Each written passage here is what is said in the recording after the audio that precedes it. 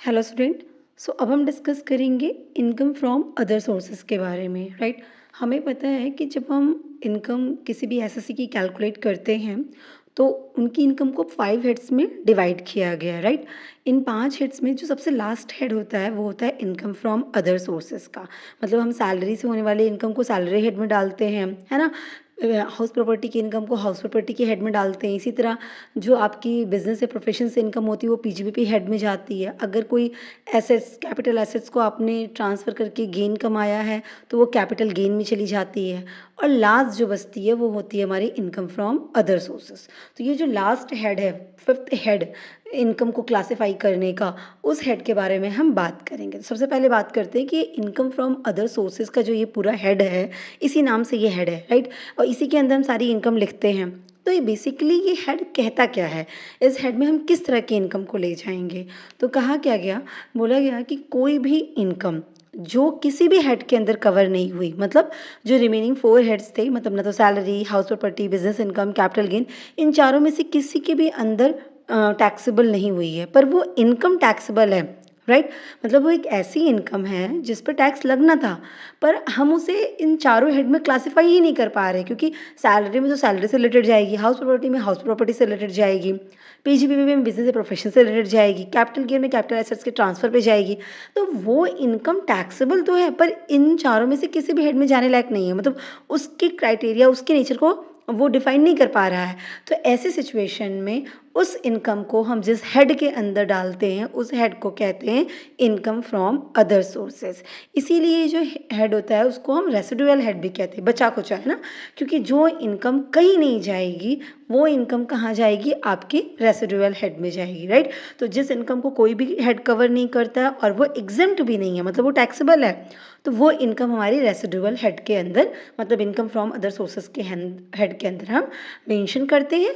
और फिर उसके हिसाब से उस पर चार्ज, मतलब जो टैक्सेबिलिटी बनती है, टैक्स पे करते हैं। क्लियर है। तो अगर इनकम एग्जेम्प्ट नहीं है, इनकम टैक्सेबल है, पर वो किसी हेड के अंदर नहीं आई, रिमेनिंग 4 हेड के अंदर वो नहीं गई, तो उस इनकम को हम जिस हेड के अंदर ले जाते हैं that is our income from other sources.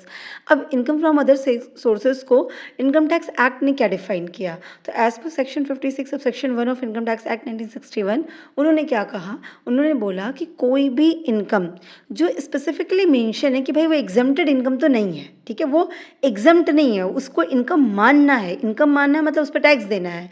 तो जो कोई भी इनकम जो एग्जेम्प्टेड नहीं है और वो रिमेनिंग 4 हेड्स के अंदर टैक्सेबल भी नहीं हो पा रही है, उस इनकम को हम इनकम फ्रॉम अदर सोर्सेज कहते हैं। और उसको हम income from other sources head के अंदर ही मेंशन करते हैं। ऐसा हमारे इनकम टैक्स एक्ट के सेक्शन 56 सब सेक्शन 1 ने डिफाइन किया। तो इनकम फ्रॉम अदर सोर्सेज तो क्लियर हो गया कि मतलब क्या है और कौन सी इनकम को हम इस हेड के अंदर ले जाते हैं। अब इसको ना और क्लैरिफाई किया गया जो इसका रेगुलेटरी फ्रेमवर्क है, मतलब इनकम फ्रॉम अदर सोर्सेज में इनकम टैक्स एक्ट के अकॉर्डिंग किस सेक्शन से किस सेक्शन के अंदर कवर किया गया और सारे प्रोविजंस को किस सेक्शन से लेके किस सेक्शन के अंदर मेंशन किए गए। मतलब अगर हम ये प्रोविजंस पढ़ लेते हैं तो हम उस इनकम को सही तरीके से इनकम फ्रॉम अदर सोर्सेज के अंदर मेंशन करके उस पर टैक्स सही तरीके से पे कर सकते हैं। तो रेगुलेटरी फ्रेमवर्क क्या कहता है कि मतलब किस सेक्शन से किस सेक्शन के अंदर इसके प्रोविजंस मेंशन है। तो सेक्शन 56 से लेके 59 के अंदर इसके प्रोविजन मेंशन है। जो सेक्शन 56 है वो बेसिकली चार्जिंग सेक्शन है। मतलब ये चार्जिंग सेक्शन ये कहता है ना कि ये टैक्स कब लगेगा, ठीक है, किस तरह की इनकम पे लगेगा। तो उसमें सेक्शन 56 सब सेक्शन 1 में डिफाइन किया गया कि इनकम फ्रॉम अदर सोर्सेज होता क्या है, जो भी हमने पढ़ लिया। और दूसरा डिफाइन किया गया कि स्पेसिफिकली इनकम, कि ये वो इनकम है जिसको हम इस हेड के अंदर डालेंगे। मतलब ये तो बात क्लियर हो गई कि जो इनकम किसी हेड में नहीं जाएगी वो इसमें जाएगी, पर कुछ एग्जाम्पल दीजिए ना किस तरह की इनकम को हम इसमें डालते हैं जो किसी हेड में नहीं जाती है। तो वो एग्जाम्पल उसी को, उस इनकम को हम स्पेसिफिक इनकम के अंदर पढ़ने वाले हैं। सो स्पेसिफिक इनकम बताती है कि ये वो स्पेसिफिक इनकम है जो किसी हेड के अंदर नहीं जाती पर ये टैक्सेबल है और उसको हम इनकम फ्रॉम अदर सोर्सेज के अंदर मेंशन करने वाले हैं। तो ये सेक्शन 56 सब सेक्शन 2 के अंदर डिफाइन किया गया as a specific income. Clear है। फिर नेक्स्ट सेक्शन जो हमारा आता है सेक्शन 57 है, वो एक्सपेंसेस अलाउड या डिडक्शन है ना। अलाउड जो एक्सपेंसेस होते हैं उनका सेक्शन है। बेसिकली इसका क्या मतलब हुआ ये भी समझ लीजिए। जब आप कोई भी इनकम कैलकुलेट करते हैं तो अब इनकम टैक्स कह रही है भाई आपकी इनकम है, हम इस चीज़ को, ये जो पैसा आया है या जो ये प्रॉपर्टी आई है, काइंड में आया, किसी भी फॉर्म में आया, ये आपको मिला ना, तो हम आपकी इनकम मानेंगे। अब जैसे ही इनकम टैक्स एक्ट ने आपकी इनकम मान ली, इसका मतलब उस पर वो आपसे टैक्स ले लेने वाली है। क्लियर है?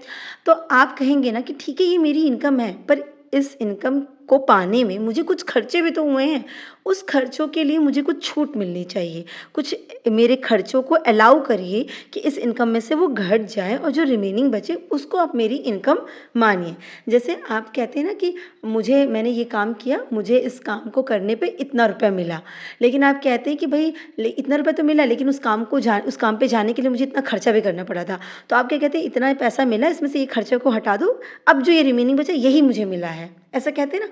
यही कॉन्सेप्ट है ये। वो कह रहा है कि ठीक है भई आप इनकम मान लो, आप इस हेड्स को इनकम मानते हो मानो, लेकिन मुझे ये बोलिए कि ये खर्चे हैं जो इसी इनकम की वजह से हुए हैं कि हमको ये इनकम मिले, इसलिए मैंने ये खर्चे किए हैं, तो मुझे उसकी छूट दीजिए, मतलब इनकम में से उस एक्सपेंसेस को डिडक्ट कर दीजिए, उस एक्सपेंसेस को अलाउ करिए कि वो एक्सपेंस माना जाए, वो खर्चा माना जाए और उसका हमको डिडक्शन मिले, उसका छूट मिले, और फिर जो रिमेनिंग बचे उसको इनकम मानिए, उस पर टैक्स लीजिए।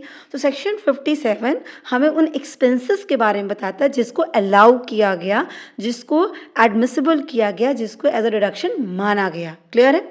सेक्शन 58 क्या कहता है? उन एक्सपेंसेस के बारे में जिसको अलाउ नहीं किया गया। मतलब आप तो कहते हैं कि भाई ये मेरा खर्चा इसी वजह से हुआ, पर इनकम टैक्स डिपार्टमेंट कहती है इस तरह के खर्चे को हम नहीं मानेंगे कि ये खर्चा इस इनकम की वजह से हुआ है, और इन खर्चों को भी आपकी इनकम मान लेंगे। अगर आपने कहा कि ये खर्चा है ना, तो हाँ वो खर्चा नहीं है, उस पैसे को हम आपकी इनकम ही मानेंगे। तो expenses not allowed, in admissible deduction या इन एडमिसिबल एक्सपेंसेस, इन अलाउड एक्सपेंसेस, ये सारे नाम जो हैं बेसिकली इसी बात के कि ये खर्चे नहीं माने जाने वाले, ये इनकम माना जाएगा। तो सेक्शन 58 ने हमें वो एक्सप्लेन किया, और बचा हमारा सेक्शन 59 जो बोलता है डीम्ड इनकम, मतलब ये माना गया इनकम है। ठीक है, ये इनकम आपकी मान ली गई, ठीक, इनकम हुई नहीं, मान ली गई, तो ये डीम्ड इनकम। तो हम एक एक करके इन सारे सेक्शन को समझते हैं, और किसी भी एक सेक्शन में जो कुछ स्पेसिफिक प्रोविज़न होगा किसी भी चीज़ के रिगार्डिंग, उस प्रोविज़न को स्पेशली भी समझ लेते हैं। ठीक है, तो चलिए स्टार्ट करते हैं। सबसे पहले बात करते हैं हमारी स्पेसिफिक इनकम के बारे में। हमने सेक्शन 56 सब सेक्शन की डेफिनेशन पढ़ ली। अब हम जानते हैं कि वो इनकम है कौन सी। क्लियर है? तो पहले तो हमारे सेक्शन 56 सब सेक्शन 2 के अंदर स्पेसिफिक इनकम। अब इसको याद करने के लिए ना इसको 3 मेजर पार्ट में डिवाइड करेंगे और फिर हम उसको इनकम को समझेंगे। सबसे पहली बात क्या हुई, वो इनकम जो इसी हेड के अंदर चार्जेबल होने वाली है। अब ऐसी कौन सी इनकम हुई, पहले हमारी डिविडेंड इनकम। ठीक है, डिविडेंड इनकम अब ये समझ लीजिएगा, जैसे कि किसी भी कंपनी के आपने शेयर्स परचेज किए हैं, तो जब कंपनी अपना प्रॉफिट डिक्लेयर करती है तो वो अपने शेयर होल्डर्स को डिविडेंड, प्रॉफिट का कुछ हिस्सा डिस्ट्रीब्यूट करती है कि भाई हमें प्रॉफिट हुआ है, तो आपने इस कंपनी में पैसा लगाया, आप शेयर होल्डर हो, तो हमारी प्रॉफिट का कुछ हिस्सा आपको भी मिलेगा, तो वो उसी को हम डिविडेंड बोलते हैं। तो एज अ डिविडेंड वो डिस्ट्रीब्यूट किया जाता है।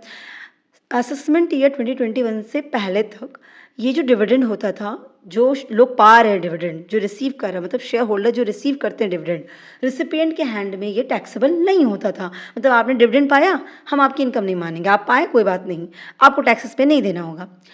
कब तक? अप टू 2021 असेसमेंट ईयर तक। लेकिन उसके बाद, ठीक है, उसके बाद इस पर टैक्स देना पड़ा। पहले इस पे जो है कंपनी टैक्स दे देती थी, डीडीटी कहते थे, डिविडेंड डिस्ट्रीब्यूशन टैक्स। कंपनी खुद ही टैक्स पे करके तब आपको डिस्ट्रीब्यूट करती थी, इसीलिए रिसिपेंट के हैंड में वो टैक्सेबल नहीं होता था। यही बात सेक्शन 115O में मेंशन की गई। क्लियर है? लेकिन असेसमेंट की 2021 से डीडीटी का जो ये चीज़ था वो एबॉलिश्ड हो गया। अब कंपनी टैक्स मतलब डिविडेंड डिस्ट्रीब्यूट करने से पहले टैक्स डिडक्ट नहीं करेंगी, बल्कि जिन्होंने रिसीव किया है वो उनके हैंड पे वो टैक्सेबल होगी, और उनको एज अ इनकम उसको ट्रीट किया जाएगा उस डिविडेंड को, और उस पर उनको टैक्स देना पड़ेगा। Is it clear? So section 115O basically यही है, डीडीटी के बारे में था कि भाई डोमेस्टिक कंपनी डिविडेंड डिस्ट्रीब्यूट कर रही है तो रिसिपेंट के हैंड में वो टैक्स फ्री है, और कंपनी उस पर डीडीटी पे करेगी। ठीक है, लेकिन अब ये हट गया, और 2021 से अब रेसिपिएंट को टैक्स पे करना है। तो अगर आपको डिविडेंड की इनकम हुई, तो ये इनकम ना तो सैलरी की हुई ना पीजीबीबी की मानी जाएगी, क्योंकि आप बिजनेस थोड़ी कर रहे हैं, आपने किसी कंपनी का शेयर परचेज करके रखा था, उसने प्रॉफिट आपको दिया है, तो इसको हमको इनकम फ्रॉम अदर सोर्सेज के हेड में ही लेके जाना होगा। That is our dividend income. यहाँ तक बात क्लियर हो गई? अब बात करते हैं कैजुअल इनकम की। कैजुअल इनकम क्या होगी? कैजुअल इनकम जैसे आपको हॉर्स रेसेस, है, विन विन कर गया, उससे कोई पैसा आया, लॉटरी वगैरह आपकी लग गई, उससे आपको winning from lotteries, horse races, है ना, या कोई कार्ड गेम आप प्ले कर रहे थे, उससे आप वो उसमें आप विन करके कुछ पैसा कमा लिए, गैम्बलिंग करके, मतलब कोई भी ऐसी चीज़ जो गैम्बलिंग या बेटिंग के नेचर की है और आप उससे गेम हो, उस सब से आप पैसा कमा रहे हो, उससे इनकम हुई है, तो उस इनकम को हम इनकम फ्रॉम अदर सोर्सेज के हेड के अंदर as a casual income treat करते हैं और वहाँ पे उसको मेंशन करते हैं। ठीक है, ये सारी इनकम सेक्शन 56 सब सेक्शन 2 के अंदर क्लॉजेज में मेंशन की जाती है। ठीक है, सब इसी सेक्शन के अंदर आ जा रही हैं। फिर हमारा आता है गिफ्ट। अगर आपको गिफ्ट रिसीव हुई, जिसको बोलते हैं सम ऑफ मनी या प्रॉपर्टी किसी भी पर्सन के थ्रू आपको अगर रिसीव हुई है, तो वो आपको इनकम फ्रॉम अदर सोर्सेज के हेड के अंदर टैक्सेबल होगी। ठीक है, इसके अलावा इंटरेस्ट ऑन कंपनसेशन और या इन्हांस्ड कंपनसेशन अगर रिसीव हो रहा है तो वो भी इनकम फ्रॉम अदर सोर्सेज माना जाएगा। अब ये होता क्या, ये भी समझ लीजिए। एक एग्जांपल मैं आपको देती हूँ, उससे आपको ज़्यादा क्लैरिटी आ जाएगी। जैसे आप देख रहे हैं ना, बहुत सारे नेशनल हाईवेज बन रहे हैं। ठीक है, तो मान लीजिए किसी गाँव के पास से हाईवे पास हो गया कि अब वहाँ पे हाईवे बनेगा, तो अब वहाँ पे आपकी ज़मीनें पड़ी थी। अब गवर्नमेंट क्या करेगी, कंपल्सरी एक्वायर कर लेगी आपकी ज़मीन को, क्योंकि उसको वहाँ पे रोड डेवलप करना है, हाईवे डेवलप करना है। तो गवर्नमेंट के थ्रू जब कंपल्सरी एक्विजिशन हो गया आपके रोड का, अरे आपके प्रॉपर्टी का, आपके मान लीजिए जो भी लैंड वगैरह थे, जो भी एरिया था, उसका अगर उन्होंने एक्विजिशन करे तो वो उसके बदले आपको क्या देंगे, कंपनसेशन देंगे कि भाई आपकी ज़मीन मैं ले रही हूँ, आपको मैं पैसा पे करती हूँ। तो वो कंपनसेशन पे करते हैं आपको। तो जब कंपनसेशन आपको दिया जाता है तो वो कंपनसेशन या इन्हांस्ड कंपनसेशन, मतलब जैसे कई बार होता है ना कि आपको अलॉट हो गया, बहुत टाइम से आपको मिलना था, डिले होके मिल रहा है, तो उस पर आपको इंटरेस्ट भी रिसीव होता है। जितना पैसा मिलना था उसके अलावा आपको इंटरेस्ट भी रिसीव किया जाता है कि भाई इतना डिले से मिला, तो एक्स्ट्रा पैसा भी आपको आते हैं।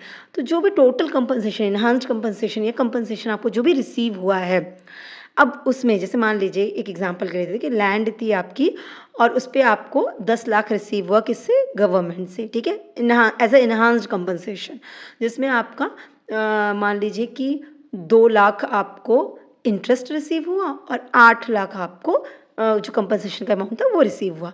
तो 8 लाख आपको पीजीबीपी में जाए, मतलब आपके कैपिटल गेन में जाएगा कि ट्रांसफर हुआ इसलिए हुआ। ठीक है, 8 लाख वहाँ जाएगा कैपिटल गेन में, लेकिन जो बचे 2 लाख है, जो इंटरेस्ट का अमाउंट है, वो कहाँ जाएगा, वो जो 2 लाख है वो आएगा इनकम फ्रॉम अदर सोर्सेज में। तो इंटरेस्ट ऑन कंपनसेशन या enhanced compensation, enhanced compensation 10 lakh की मिली, 8 लाख कैपिटल गेन, 2 लाख आपकी क्या आ गई, आपका आ जाएगा कि आपका ये इनकम फ्रॉम अदर सोर्सेज है। यहाँ तो बात क्लियर हो गई। उसी को बोलते हैं इंटरेस्ट का अमाउंट जो है टैक्सेबल होगा। ठीक है, अब 2 लाख जो ये इंटरेस्ट बनेगी ना, उसमें भी आपको डिडक्शन अलाउड है, वो अभी आगे पढ़ लेंगे हम डिडक्शन के सेक्शन में। ठीक है, इसके अलावा एडवांस मनी फॉरफिटेड, अगर कोई एडवांस मनी दे दी गई थी, बाद में उसको वापस ले लिया गया, तो जब उन्हें फॉरफिट कर लिया गया, हरण कर लिया गया, ले लिया गया, रिटर्न ले लिया गया, तो वो भी उसको क्या माना जाएगा, इनकम फ्रॉम अदर सोर्स के हेड के अंदर वो टैक्सेबल होगी।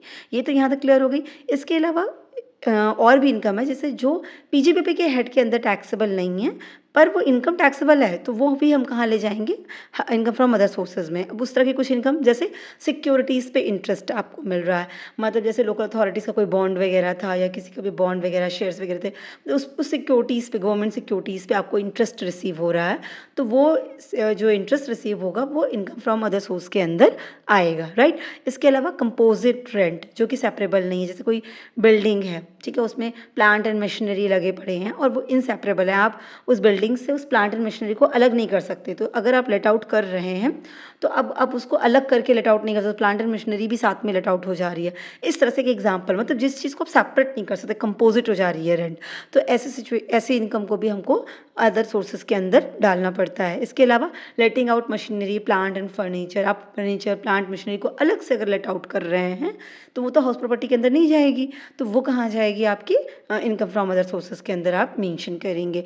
अच्छा, इसके अलावा जो किसी भी हेड में ना हुई हो, मतलब ऐसी इनकम जो किसी हेड में नहीं जा पा रही है, वो यहाँ पे आएगी, जैसे कि closely held company issues to share to its share holders, तो वो भी आपकी कहाँ पे आएगी, इनकम फ्रॉम अदर सोर्सेज के अंदर आएगी। अब क्वेश्चन उठता है, ये क्लोजली हेल्ड कंपनी का क्या मतलब हो गया। देखिए, क्लोजली हेल्ड कंपनी के लिए कंडीशंस प्रोवाइड की गई हैं, जैसे कि मान लीजिए आपकी ओनरशिप है, आपने शेयर्स परचेज किए, तो एटलीस्ट 10% ऑफ इक्विटी शेयर्स की ओनरशिप आपके पास हो उस कंपनी की, तो वो हम कहते हैं क्लोजली हेल्ड है, और उस केस में वो क्लोजली हेल्ड कंपनी हो गई, राइट। इसी तरीके से अगर आप पार्टनर्स वगैरह हैं तो इनकम का 20% अगर है है ना?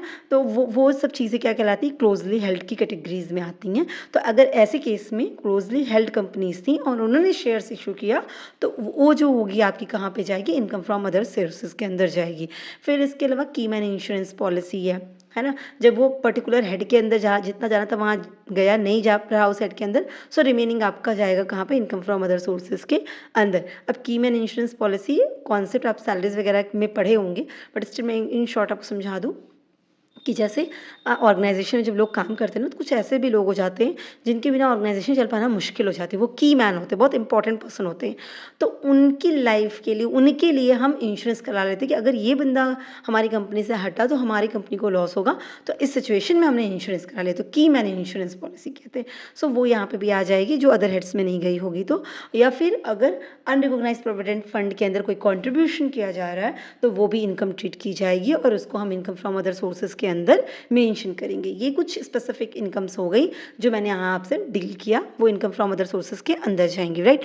इसके अलावा भी कुछ इनकम्स होती हैं जो इनकम फ्रॉम अदर सोर्सेज के अंदर ही जाएंगी, जैसे कि बैंक डिपॉजिट्स, आपके एज सेविंग बैंक पे इंटरेस्ट मिल रहा है ना, तो आपको वो इंटरेस्ट कहाँ जाएगा, आपकी अदर सोर्सेज के हेड के अंदर जाएगी। आपने कोई इन्वेस्टमेंट कर रखी है, उस पे आपको इंटरेस्ट रिसीव हुआ, अदर इनकम मानी जाएगी, अदर सोर्सेज के हेड के अंदर जाएगी। जो पार्लियामेंट के मेंबर्स होते हैं, एमपीज़ वगैरह होते हैं, लेजिस्लेटिव असेंबलीज़ के जो मेंबर्स होते हैं, तो एमपीज़ एमएलए, इन लोगों को जो सैलरी मिलती है वो सैलरी हेड के अंदर नहीं जाती। आप वहाँ पढ़ेंगे तो आप देखेंगे कि ये लोग वहाँ से फ्री हैं, मतलब वो सैलरी हेड के अंदर इनकी सैलरीज काउंट नहीं होती है।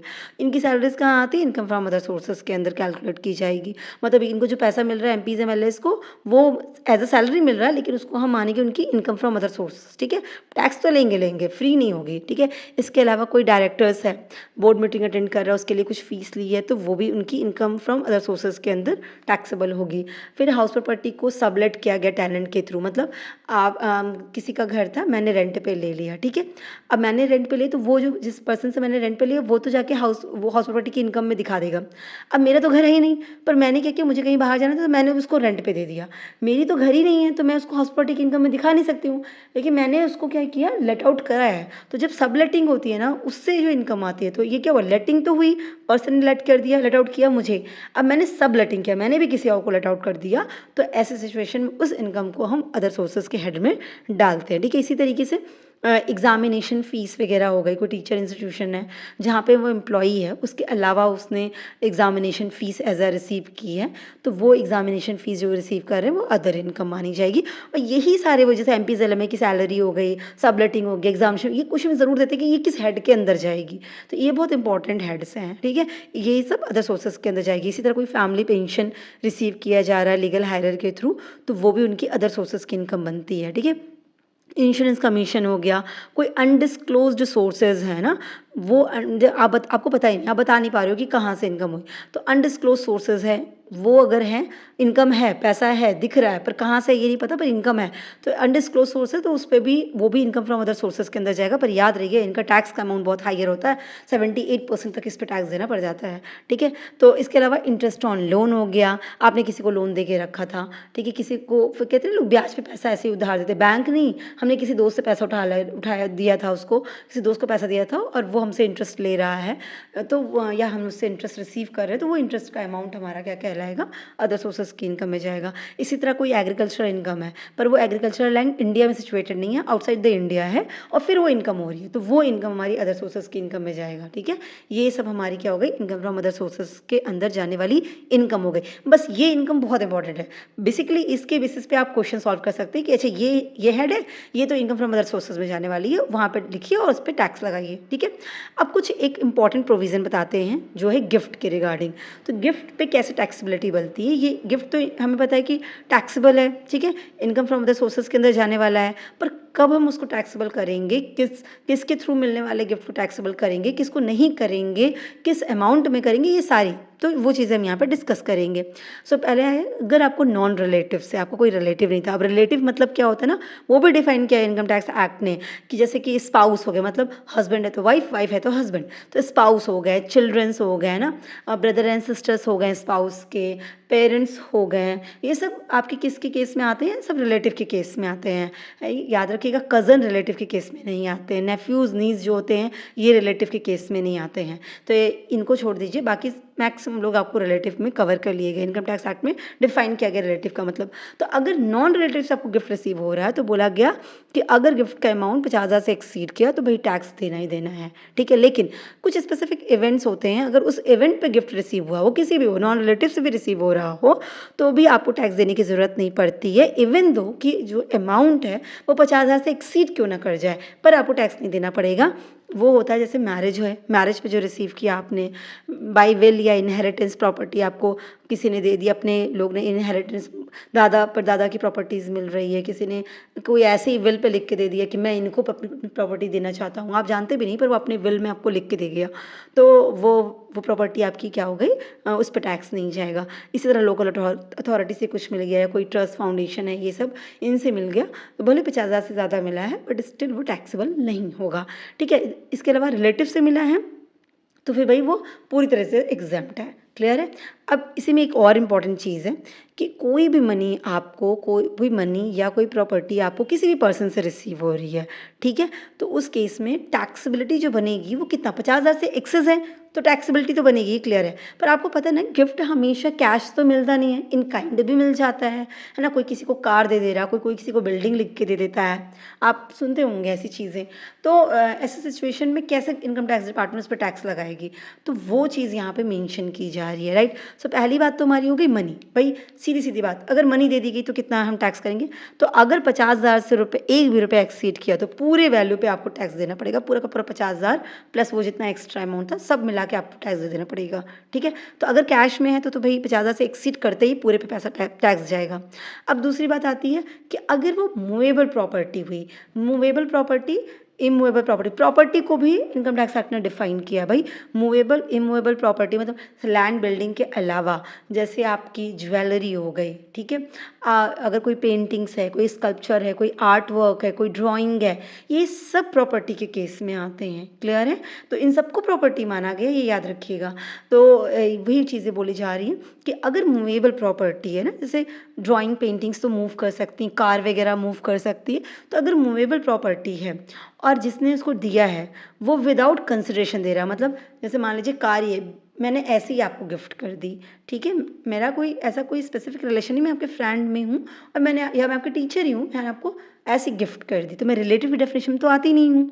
तो अब मैं कोई और पर्सन बन गई और मैंने आपको गिफ्ट किया और बिना कुछ लिए मैंने आपको कार गिफ्ट कर दी, है ना, या मैंने कुछ और ऐसी कोई चीज़ आपको गिफ्ट कर दिया, अपने हाथ की कोई बड़ी अच्छी पेंटिंग गिफ्ट कर दी, या इस तरह से कुछ भी गिफ्ट कर दिया विदाउट कंसिडरेशन, मतलब इन रिटर्न कुछ आपसे लिया नहीं, आपको बस दे दिया गिफ्ट में, है ना। तो ऐसी सिचुएशन में कितना टैक्सेबल होगा, तो बोला गया fair market value of the property अगर 50,000 से एक्सीड करी, मान लीजिए मैंने जो गिफ्ट आपको दिया, मान लीजिए मैंने कोई ड्राइंग अपने हाथ से बनाई हुई आपको गिफ्ट करी, अगर उसकी मार्केट वैल्यू निकाली जाए और वो 50,000 से एक्सीड कर रही है तो पूरे पे आपको टैक्स देना पड़ेगा, क्लियर है। तो फेयर मार्केट वैल्यू अगर 50,000 से एक्सीड करेगी तो टैक्स देना पड़ेगा। अगर बिना पैसे के वो दी गई, विदाउट कंसिडरेशन वो मूवेबल प्रॉपर्टी दी गई है, गिफ्ट की गई है, तो अगर इनएडिक्वेट कंसिडरेशन में दी गई हो, इनएडिक्वेट कंसिडरेशन मतलब चीज़ से 10 लाख की और मैंने सिर्फ 4 लाख में आपको दे दी, ठीक है, तो वो क्या हो गया इनएडिक्वेट कंसिडरेशन। कंसिडरेशन तो हुआ है, पैसा का लेन देन हुआ है, पर इनएडिक्वेट, जितना होना चाहिए था उतना नहीं हुआ।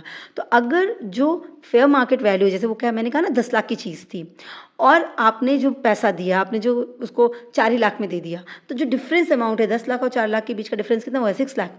अगर वो डिफरेंस अमाउंट 50,000 से एक्सीड किया तो भाई टैक्स जाएगा। ये चीज़ वो कह रहा है। अगर इनएडिक्वेट कंसिडरेशन है तो आप ये देखिए कि फेयर मार्केट वैल्यू और जो आपने कंसिडरेशन दिया उसके बीच में कितना डिफरेंस है, और डिफरेंस अमाउंट 50,000 से एक्सीड कर गया तो फिर टैक्स जाएगा आपको, ठीक है। इसके अलावा इमूवेबल प्रॉपर्टी बची, ठीक है। अब इमूवेबल प्रॉपर्टी को विदाउट कंसिडरेशन किया तो बस स्टैम्प वैल्यू, इमूवेबल प्रॉपर्टी मतलब आपकी लैंड वगैरह की चीज़ें हो गई जो मूव ऑन नहीं कर सकती है ना, बिल्डिंग हो गई, तो आप रजिस्ट्री करवाते हो ना तो स्टैम्प वैल्यू पे करना पड़ता है। तो अगर स्टैम्प वैल्यू इस प्रॉपर्टी की 50,000 से एक्सीड कर रही है और विदाउट कंसिडरेशन आपको मिल रही है वो गिफ्ट, तो ऐसे सिचुएशन में आपको उस पर पूरे पे टैक्स देना पड़ेगा, ठीक है। और इनएडिक्वेट कंसिडरेशन के केस में क्या बोला गया कि आपको जो स्टैम्प ड्यूटी है जो उसकी है ना, उसकी वैल्यू और जो कंसिडरेशन आपने पे किया है दोनों के बीच का डिफरेंस निकालिए। अगर वो डिफरेंस 50,000 से एक्सीड कर रहा है या फिर आपने जो कंसिडरेशन दिया वो 10% से एक्सीड कर रहा है, तो ऐसी डिफरेंस का अमाउंट 10% से एक्सीड कर रहा है, तो ऐसी सिचुएशन पे वो टैक्सेबिलिटी आपकी बन जाएगी। सो बेसिकली गिफ्ट के केस में आप याद रखिए कि मनी है, कैश है, तो 50,000 से एक्सीड करते ही टैक्स लगेगा पूरे पे। फिर मूवेबल प्रॉपर्टी है या इमूवेबल प्रॉपर्टी है। मूवेबल प्रॉपर्टी है तो विदाउट कंसिडरेशन और विद कंसिडरेशन, मतलब इनएडिक्वेट कंसिडरेशन। इसी तरह इमूवेबल प्रॉपर्टी है विदाउट कंसिडरेशन या इनएडिक्वेट कंसिडरेशन। तो विदाउट कंसिडरेशन तो हमेशा याद रखो 50,000 से ज़्यादा बढ़ी तो टैक्स देना ही देना है, क्लियर है। और इनएडिक्वेट कंसिडरेशन में आपकी कंडीशंस हैं, क्लियर है। सो अब नेक्स्ट बात करते हैं, यहाँ तक हो गया। अब सेक्शन 57 की बात करते हैं। 56 खत्म, सेक्शन 57 डिडक्शन अलाउएबल, जो मैंने पहले बता दिया। डिडक्शन अलाउएबल का मतलब होता है कि वो कौन से खर्चे हैं जो अलाउड है। इनकम टैक्स कहती है कि भाई इनकम कमाने की वजह से आपके ये खर्चे हुए, उन खर्चों को मैं खर्चा मानूंगा और आपकी इनकम में से उन खर्चों को डिडक्ट कर देंगे, फिर जो रिमेनिंग बचेगा उसी को इनकम मान के उस पर टैक्स लेंगे। डिडक्शन अलाउड का मतलब समझ लीजिएगा, ठीक है। सो यहाँ पे बोला गया कि वो सारे खर्चे जिनको एज अ डिडक्शन माना जाएगा और जब आप इनकम फ्रॉम अदर सोर्सेज को कैलकुलेट कर रहे हैं तो वो चार्जेबल होंगे कि भाई उन एक्सपेंसेस को डिडक्ट कर दो, जो रिमेनिंग बचे उस इनकम पे टैक्स लो। तो वो कौन सी इनकम होगी, ठीक है। अब वो पॉइंट्स हैं वो हम यहाँ पे समझते जाएंगे। सबसे पहली बात, डिविडेंड या इंटरेस्ट ऑन सिक्योरिटीज़। तो अगर आपकी डिविडेंड की इनकम है या interest on securities as a आपको इनकम हुई है तो इस पे अगर खर्चा हुआ है तो उसको अलाउ किया गया। अब कैसे अलाउ किया गया, पहले बात करते हैं डिविडेंड की, ठीक है। डिविडेंड में बोला गया कि कोई भी अगर आप उस इनकम को, उस चीज़ को अर्न करने के लिए जो कुछ भी आपने एक्सपेंस किया है, ठीक है, अगर वो आपके डिविडेंड इनकम से, मतलब याद रखिए, जैसे ऐसे समझिएगा, जो भी डिविडेंड आपकी इनकम हुई, अगर वो एक्सपेंस जो आपने खर्चा किया उस डिविडेंड को पाने के लिए, जो भी इंटरेस्ट का अमाउंट या जो भी आपने एक्सपेंड किया, हम उसको आपको अलाउ कर रहे हैं कि भाई ठीक है डिविडेंड की इनकम हुई पर उसको पाने के रिगार्डिंग आपके ये एक्सपेंसेस हुए, हम उसको अलाउ करेंगे। लेकिन वो एक्सपेंसेस आपके डिविडेंड की इनकम से 20% से एक्सीड नहीं होनी चाहिए। मतलब मैं कह रही हूँ कि मुझे 1 लाख रुपए का इनकम हुआ है डिविडेंड से और मैं कहती हूँ कि मैंने 30,000 का 1 लाख रुपया पाने के चक्कर में 30,000 का खर्चा ही कर दिया। तो इनकम टैक्स डिपार्टमेंट क्या कह रही है कि नहीं, हम इतना नहीं मानेंगे, 20,000 तक हम मानेंगे। मतलब जो भी डिविडेंड इनकम है, डिविडेंड इनकम के 20% तक आपको अलाउड है एक्सपेंस, 20% से एक्सीड अलाउड नहीं है एक्सपेंस। ये समझ में आ गया। फिर इसके अलावा अगर इंटरेस्ट ऑन सिक्योरिटीज़ की बात करें तो वहाँ पे क्या बोला गया, any reasonable sum paid by way of commission, remuneration. मतलब जैसे आप देखिए कोई भी सिक्योरिटीज़ पे इंटरेस्ट मिलता है तो आपको कमीशन वगैरह पे करना पड़ता है ना, जैसे एफडीज वगैरह होती है, कुछ भी होता है तो उसमें बैंक अपनी कमीशन वगैरह चार्ज करने लगते हैं ना, कुछ रेम्यूनरेशन लग रहता है। आप डीडी वगैरह बनाने जाइए तो आप देखिए कमीशन अमाउंट लिखा रहता है। तो इस तरह से अगर आपको वो इंटरेस्ट या वो डिविडेंड सब चीज़ पाने के रिगार्डिंग आपको कुछ भी कमीशन या रेम्यूनरेशन पे करना पड़ा है तो वो भी क्या हो जाएगा, वो एज एक्सपेंस माना जाएगा और उसका डिडक्शन आपको अलाउड है। क्लियर हो गया। नेक्स्ट, जो एम्प्लॉयज़ का कंट्रीब्यूशन होता है regarding PF, superannuation fund, employ state insurance fund, है ना, ये एम्प्लॉयज़ की वेलफेयर के रिगार्डिंग कोई भी आपने सेटअप कर रखा है किसी भी फंड का, उसमें जो एम्प्लॉयज़ का कॉन्ट्रीब्यूशन, एम्प्लॉय ने जो कॉन्ट्रीब्यूट किया उसको इनकम मानेंगे आप। क्लियर है। अब इनकम मानेंगे तो उससे रिलेटेड जो खर्चे हैं वो अलाउड हैं। बोला गया कि if employees contribution is credited to their account in relevant fund on or before due date, अगर ड्यू डेट से पहले वो एम्प्लॉय का कॉन्ट्रीब्यूशन इनके अकाउंट में क्रेडिट कर दिया गया तो हम उसे एक्सपेंस मान लेंगे और उस पर आपको छूट मिल जाएगी, ठीक है। इसके अलावा बोला गया रेंटल इनकम के केस में, जैसे प्लांट, मशीनरी, फर्नीचर, बिल्डिंग को अगर आप लेट आउट करते हैं और आपको रेंटल इनकम हो रही है तो वो तो इनकम फ्रॉम अदर सोर्सेज में जाएगी। पर बोला गया कि इससे रिलेटेड जो रिपेयर का खर्चा हो गया, इंश्योरेंस प्रीमियम अगर आप भर रहे हैं, डेप्रिसिएशन हो गया या कोई अनएब्जॉर्ब डेप्रिसिएशन है, इस सब के रिगार्डिंग तो सब कुछ आपको अलाउ करते हैं और उस एक्सपेंसेस को इस इनकम में से डिडक्ट करके हम आपको अलाउ करेंगे। तो इस इनकम का डिडक्ट एक्सपेंसेस अलाउड है। क्लियर है। इसी तरह फैमिली पेंशन भी इनकम है। फैमिली पेंशन में भी बोला गया कि फैमिली पेंशन की इनकम में कुछ एक्सपेंसेस अलाउड है। कौन से एक्सपेंसेस, बोला गया 1/3, मतलब 33.13% कहते हैं ना, 30.33%। तो फैमिली पेंशन का ये अमाउंट या 15,000 रुपये, ठीक है।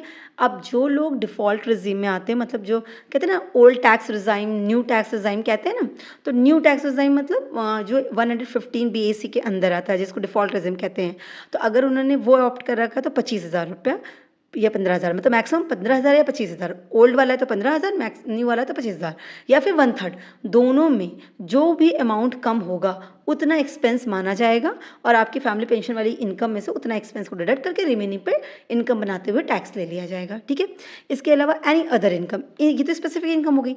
इसके अलावा अगर कोई और भी आपकी इनकम थी तो हम उस पर भी आपको एक्सपेंसेस अलाउ करते, पर याद रखिएगा वो कैपिटल एक्सपेंडिचर के नेचर की नहीं होना हो चाहिए और स्पेसिफिकली उसी इनकम को कमाने के लिए आपने वो खर्चा किया हो, तो हम उस एक्सपेंसेस को भी अलाउ कर रहे हैं आपको। इसके अलावा एक बहुत इंपॉर्टेंट आइटम था जो मैंने आपको बताया था, कंपनसेशन या enhanced compensation. So interest on compensation, enhanced compensation को इनकम माना गया और अदर सोर्सेज में डाला जा रहा है, तो बोला गया इससे रिलेटेड खर्चों को भी हम आपको एक्सपेंस के लिए प्रोवाइड कर रहे हैं। कितना? 50%, उस इंटरेस्ट इनकम का 50% अलाउड है। अब ऐसे समझिएगा कैसे, जैसे मैंने बोला था कि 10 लाख मिले आपको, तो हम 8 लाख दिखाएंगे कैपिटल गेन में, 2 लाख दिखाएंगे कि 2 लाख इन्हांस था, तो 2 लाख इंटरेस्ट के नाम पे मिले। तो ये जो 2 लाख इंटरेस्ट के नाम पे मिले वो आपकी इंटरेस्ट ये अदर सोर्सेज की इनकम में चला जाएगा, इंटरेस्ट ऑन कंपनसेशन या इन्हांस कंपनसेशन के अंदर, ठीक है। लेकिन 2 लाख पूरा नहीं मानेंगे, 2 लाख में 50% का डिडक्शन अलाउ है, क्लियर है। तो वो 2 लाख में 1 लाख आपको अलाउ हो जाएगा, एज एक्सपेंस माना जाएगा, रिमेनिंग 1 लाख इंटरेस्ट इनकम माना कि टैक्स दिया जाएगा। तो यही चीज़ वो कहा जा रहा है। यहाँ तक बात क्लियर हो गई। तो 57 यहाँ पर हमारा खत्म हो गया। अब हम बात करेंगे 58 की, कि डिडक्शन नॉट अलाउड, ठीक है। हम इसको खर्चा आपका मानेंगे नहीं, उसको इनकम मान लेंगे और उस पर टैक्स आपसे ले लेंगे। सो बोला गया कि ये वो कुछ अमाउंट्स हैं, जब आपकी अदर सोर्सेज की हेड की इनकम को कैलकुलेट किया जाएगा तो उस केस में हम इसको डिडक्शन नहीं देंगे, इन खर्चों को खर्चा नहीं मानेंगे, उसे इनकम मान लेंगे और उस पर टैक्स आपसे ले लेंगे। वो क्या क्या है? पहली बात तो पर्सनल एक्सपेंस, आपका पर्सनल नेचर का कोई खर्चा था, मैं अपने लिए कुछ खर्चा कर रही हूँ, लाइक अपने लिए पर्सनल यूज़ के लिए कोई व्हीकल ले रही हूँ, कोई ड्रेसेस परचेज कर रही हूँ, मतलब पर्सनल एक्सपेंस के रिगार्डिंग कोई एसएससी ने कोई खर्चा कर रखा और उसका डिडक्शन मांगना चाह रहा है, वो किसी में भी अलाउड नहीं, याद रखिएगा, पीजीबीपी में भी नहीं है, अदर सोर्सेज में नहीं, किसी हेड में अलाउड नहीं है। अगर आपका अपना खर्चा था ना, तो अपना खर्चा तो भाई आप इनकम कमाए तभी तो अपना खर्चा कर रहे हो, तो उसको इनकम ही माना जाता है, उसका छूट आप नहीं ले सकते हैं। तो पर्सनल एक्सपेंस ऑफ एसएससी नहीं अलाउड है। दूसरा, interest is payable outside India on which tax is deductible but such tax has not been paid or deducted at source। तो बोला गया कि जैसे कि आपको कोई, जैसे मान लीजिए कि कोई कंपनी है ना, वो आपको पेमेंट कर रही है आउटसाइड इंडिया, ठीक है, आपको आउटसाइड इंडिया वो पेमेंट रिसीव हो रहा है, वो इंटरेस्ट अमाउंट रिसीव हो रहा है, अब उस पर टीडीएस डिडक्ट करना था, ठीक है। तो या तो इन्होंने टीडीएस डिडक्ट नहीं किया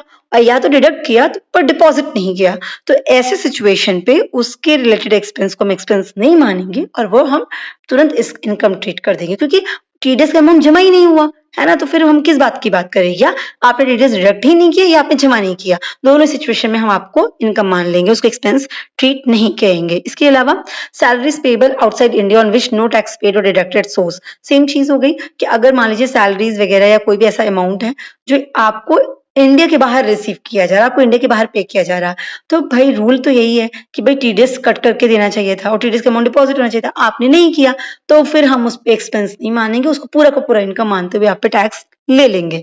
इसी तरह अगर कोई कैश का पेमेंट हो रहा है, पर डे देखा जाता है, तो किसी दिन में अगर आपने 10,000 से एक्सेस पेमेंट किया या और वो भी कैश कर दिया, ठीक है, मतलब आपने आईएमपीएस, नेट, आरटीजीएस, ये जो आपके ऑनलाइन मोड है उसको ऑप्ट नहीं किया, आपने कैश में पेमेंट कर दिया 10,000, तो इस सिचुएशन में वो पूरा का पूरा 10,000 किसी भी पर्पज के लिए खर्च किया, उसको हम इनकम मानेंगे और टैक्स ले लेंगे, ठीक है। फिर इसके बाद कहा गया कि any expenditure in respect of which payment is made to related person to the extent same is considered excessive or unreasonable by the assessing officer having regard to the fair market value, उसको भी मानेगी assessing officer आपकी income, ना कि expense. अब ये है क्या चीज, ये समझ लीजिए, जैसे कि मतलब किसी रिलेटेड पर्सन के थ्रू, अब रिलेटेड पर्सन भी डिफाइन किया गया है इनकम टैक्स एक्ट में, ठीक है, आपको कोई पेमेंट रिसीव हुई, अब ऐसे समझिए जैसे कि जैसे मान लीजिए कंपनी है, ठीक है, कंपनी में बहुत सारे डायरेक्टर्स वगैरह होते हैं और डायरेक्टर का अपना भी अलग अलग से भी कोई काम चल रहा है, तो कंपनी ने क्या किया, कोई कॉन्ट्रैक्ट दिया डायरेक्टर को, ठीक है, अब वो कॉन्ट्रैक्ट दिया कि ये कॉन्ट्रैक्ट हम आपको 10 लाख में दे रहे हैं, जबकि जैसे मान लीजिए कि उनका फर्नीचर का भी कुछ काम था या कुछ भी, तो फर्नीचर उनकी दूसरी चीज से मंगाई और फर्नीचर उनकी जो दूसरा बिजनेस था उससे मंगाया, या डायरेक्टर का कोई रिलेटिव था उससे डायरेक्टर ने क्या किया, कंपनी के डायरेक्टर ने अपने रिलेटिव से मंगाया और क्या किया, 10 लाख का मंगाया, कॉन्ट्रैक्ट दिया 10 लाख का, जबकि वो पर्टिकुलर फर्नीचर 4 लाख में आ सकते थे, पर फिर भी डायरेक्टर ने रिलेटेड पर्सन होने की वजह से वो कंपनी के नाम से जो कॉन्ट्रैक्ट दिया वो 10 लाख का दिया, ठीक है, कि 10 लाख का हुआ। तो अब ऐसे सिचुएशन में असेसिंग ऑफिसर को लग रहा है कि ये अनरीजनेबल है, एक्सेस किया गया है। भाई उनको 10 लाख कंपनी के नाम से प्रोवाइड किया जा रहा है, जबकि वो 4 लाख में काम हो सकता था, 6 लाख में काम हो सकता था, तो एक्सेस उनको पेमेंट की जा रही है। आपने देखा होगा कई बार कि जो जैसे ऐसी चीजों को में देखा जाता है कि प्रॉपर्टी जो है ज्यादा में या कम में से खरीद ली जाती है, इनएडिक्वेट प्राइसेस में खरीद ली जाती है, क्योंकि वो रिलेटेड पार्टीज होते हैं, रिलेटेड पर्सन होते हैं। जैसे आप देखे होंगे कि मान लीजिए एलडीए वगैरह है या इस तरह से कोई अथॉरिटी है, वो क्या करती है, प्रॉपर्टी देख रही है कि ये प्रॉपर्टी गवर्नमेंट इस पे कुछ बनाने वाली है, तो उस प्रॉपर्टी को अपने किसी रिलेटेड पर्सन को कहती है अभी खरीद लो, बाद में गवर्नमेंट आपसे खरीदने वाली है। तो इस तरह से फेक करके चीजें काम की जाती है ना। तो अगर असेसिंग ऑफिसर को कहीं भी लगा कि भाई फेयर मार्केट वैल्यू से ये पैसा एक्सेस दिया जा रहा है ना, इनएडिक्वेट वे में दिया जा रहा है, तो ऐसे सिचुएशन में असेसिंग ऑफिसर क्या करने वाला है, उससे रिलेटेड सारे खर्चों को आपकी इनकम मानेगा और आप पे टैक्स ले लेगा। यहाँ तो बात समझ में आ गई। तो ये चीज वो कहा जा रहा है। इसके बाद आया एक और चीज, 30% of sum payable to a resident on which tax is deductible at source if such tax has not been deducted or after deduction has not been paid on or before the due date of return। बोला गया कि जैसे कि मान लीजिए कोई resident है, ठीक है, मतलब रेसिडेंट समझाया गया इनकम टैक्स एक्ट के हिसाब से, और उसको कुछ अमाउंट पे किया गया, ठीक है, जैसे मान लीजिए कोई कॉन्ट्रैक्टर का पेमेंट था, कोई प्रोफेशनल फीस हो गई, कमीशन हो गया, कोई ब्रोकरेज हो गया, इस तरह से कुछ भी उनको पेमेंट किया गया, ठीक है। और पेमेंट करने के बाद बोला गया कि अब आपका ये पेमेंट खत्म हो गया, ठीक है। अब वो चाहते हैं कि ये इनकम है उस पर हम कुछ डिडक्शन ले लें, पर जब पेमेंट किया गया तो टीडीएस डिडक्ट नहीं किया गया, या डिडक्ट तो किया गया पर ड्यू डेट से पहले उसको सबमिट ही नहीं किया गया, ड्यू डेट बीत गई पर डिपॉजिट ही नहीं किया गया गवर्नमेंट के केस में। ऐसी सिचुएशन में आपका इस चीज के रिलेटेड जो भी पेमेंट गया है उसके रिलेटेड जो भी खर्चा था, उन खर्चे में सिर्फ 30% तक अलाउ होगा। हाँ, 30 मतलब कि वो 30% तक डिस अलाउड कर दिया जाएगा, रिमेनिंग 70% अलाउ किया जाएगा। मतलब आपको समझ में आ रहा है?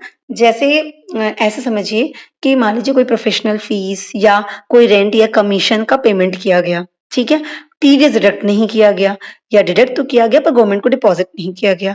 अब आपको वो इनकम हुई, रेंटल इनकम या प्रोफेशनल फीस की इनकम हुई, अब आप उससे रिलेटेड खर्चों को खर्चा दिखाना चाह रहे थे और रिमेनिंग पे टैक्स देना चाह रहे थे, पर अब इनकम टैक्स कहती है चूंकि इस वाली इनकम पे मुझे टीडीएस नहीं मिला है, या इस पर्सन ने आपको देने से पहले टीडीएस डिडक्ट ही नहीं किया था, या मुझे वो टैक्स मिला ही नहीं, तो ऐसे सिचुएशन में आप जितना खर्चा दिखा रहे हैं हम खर्चा नहीं मानेंगे, सिर्फ हम 30% खर्चा मानेंगे। जितना खर्चा आपने दिखाया ना उस खर्चे का सिर्फ 30% ही खर्चा माना जाएगा, सिर्फ 30% डिसअलाउड किया जाएगा, बाकी सब के सबको आपको नॉट अलाउड हो जाएगा, ठीक है।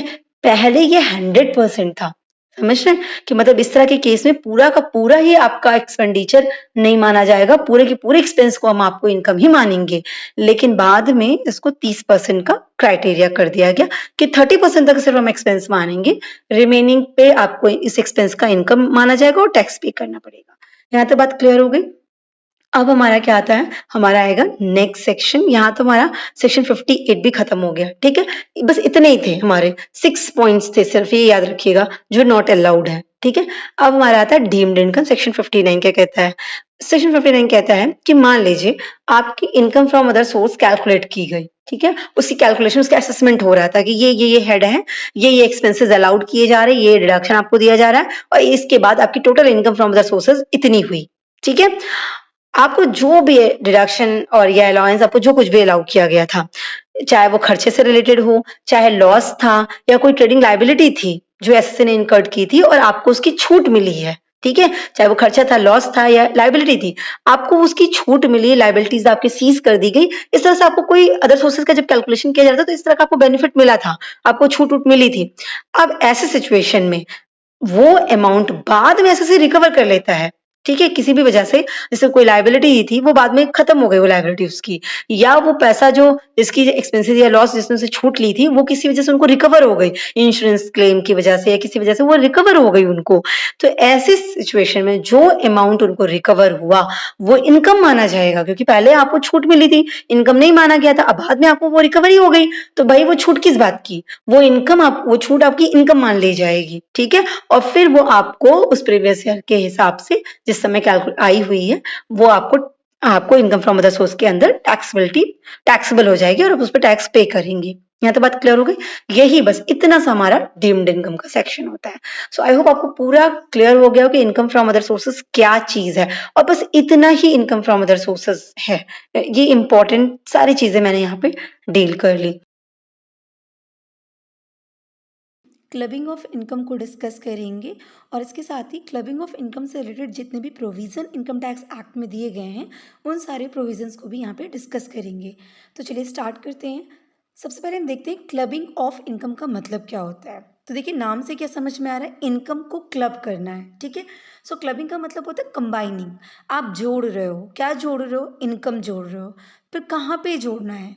तो यहाँ पे सबसे बड़ी इंपॉर्टेंट चीज़ यही है कि जब हम इनकम क्या करते हैं, दूसरों की इनकम को एसएससी की इनकम बना देते हैं, तो उसी को हम कहते हैं clubbing of income. So clubbing of income means including the income of any other person in assessee's total income.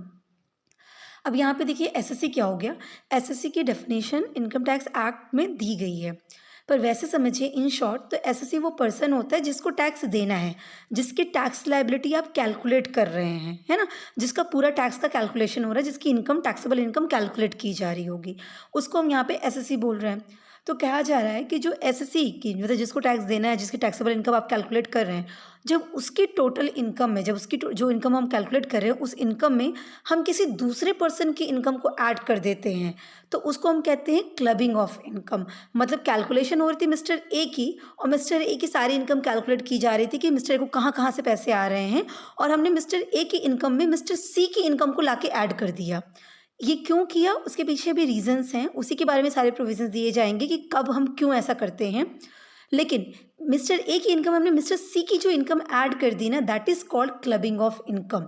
तो दूसरे की इनकम को जब हम एसएससी की इनकम में ऐड ऑन कर देते हैं तो उसको हम कहते हैं क्लबिंग ऑफ इनकम। अब समझिएगा ये काम क्यों हो रहा है और ये प्रोविज़न आप क्यों पढ़ने जा रहे हैं। बेसिकली होता क्या है कि टैक्स इवेजन जैसी चीज़ों के लिए, मतलब टैक्स को टैक्स से बचने के लिए, टैक्स की जो चोरी आप कहते हैं ना, टैक्स की चोरी जो लोग करते हैं, तो वो समटाइम्स क्या करते हैं, टैक्स से बचने के लिए ना अलग अलग रास्ते अपनाते हैं। तो वो उसमें से कुछ रास्ते ऐसे हैं जिसको हम इनकम टैक्स अथॉरिटी समझ चुकी है, और उसमें उन्होंने क्या कह दिया, उन सारे के लिए ही एक प्रोविजंस बना दिया जिसको कहते हैं क्लबिंग ऑफ इनकम। तो उन करते क्या है लोग कि उनको इनकम टैक्स देना ना पड़े, इसीलिए वो क्या करते हैं, अपनी इनकम को किसी दूसरे के हाथ में दे देते हैं, मतलब अपनी चीज़ें, अपनी प्रॉपर्टी को किसी दूसरे को ट्रांसफ़र कर देते हैं, जिससे कि ये हो जाए कि भाई वो तो मेरी इनकम ही नहीं है और हमारी इनकम कम कैलकुलेट हो और हमें टैक्स कम देना पड़े, और बाद में जिसको ट्रांसफ़र किया उससे वो वापस ले लेते हैं, तो टैक्स से तो बच जाते हैं। इसी को कहते हैं टैक्स की चोरी कर रहे हैं वो। तो इनकम टैक्स अथॉरिटी ऐसे सिनेरियोज को समझते हुए ये प्रोविज़न लाई, और उन्होंने क्या सिचुएशंस बताया कि अगर आप ऐसी ऐसी सिचुएशन में आप इस तरह से किसी को इनकम ट्रांसफ़र करेंगे ना, तो हम नहीं मानेंगे कि वो दूसरी की इनकम है, हम तो यही मानेंगे कि वो इनकम किसकी है, आपकी है। और जब हम आपकी इनकम टोटल कैलकुलेट करेंगे ना, तो उन सारी इनकम को आपकी इनकम का पार्ट बना देंगे।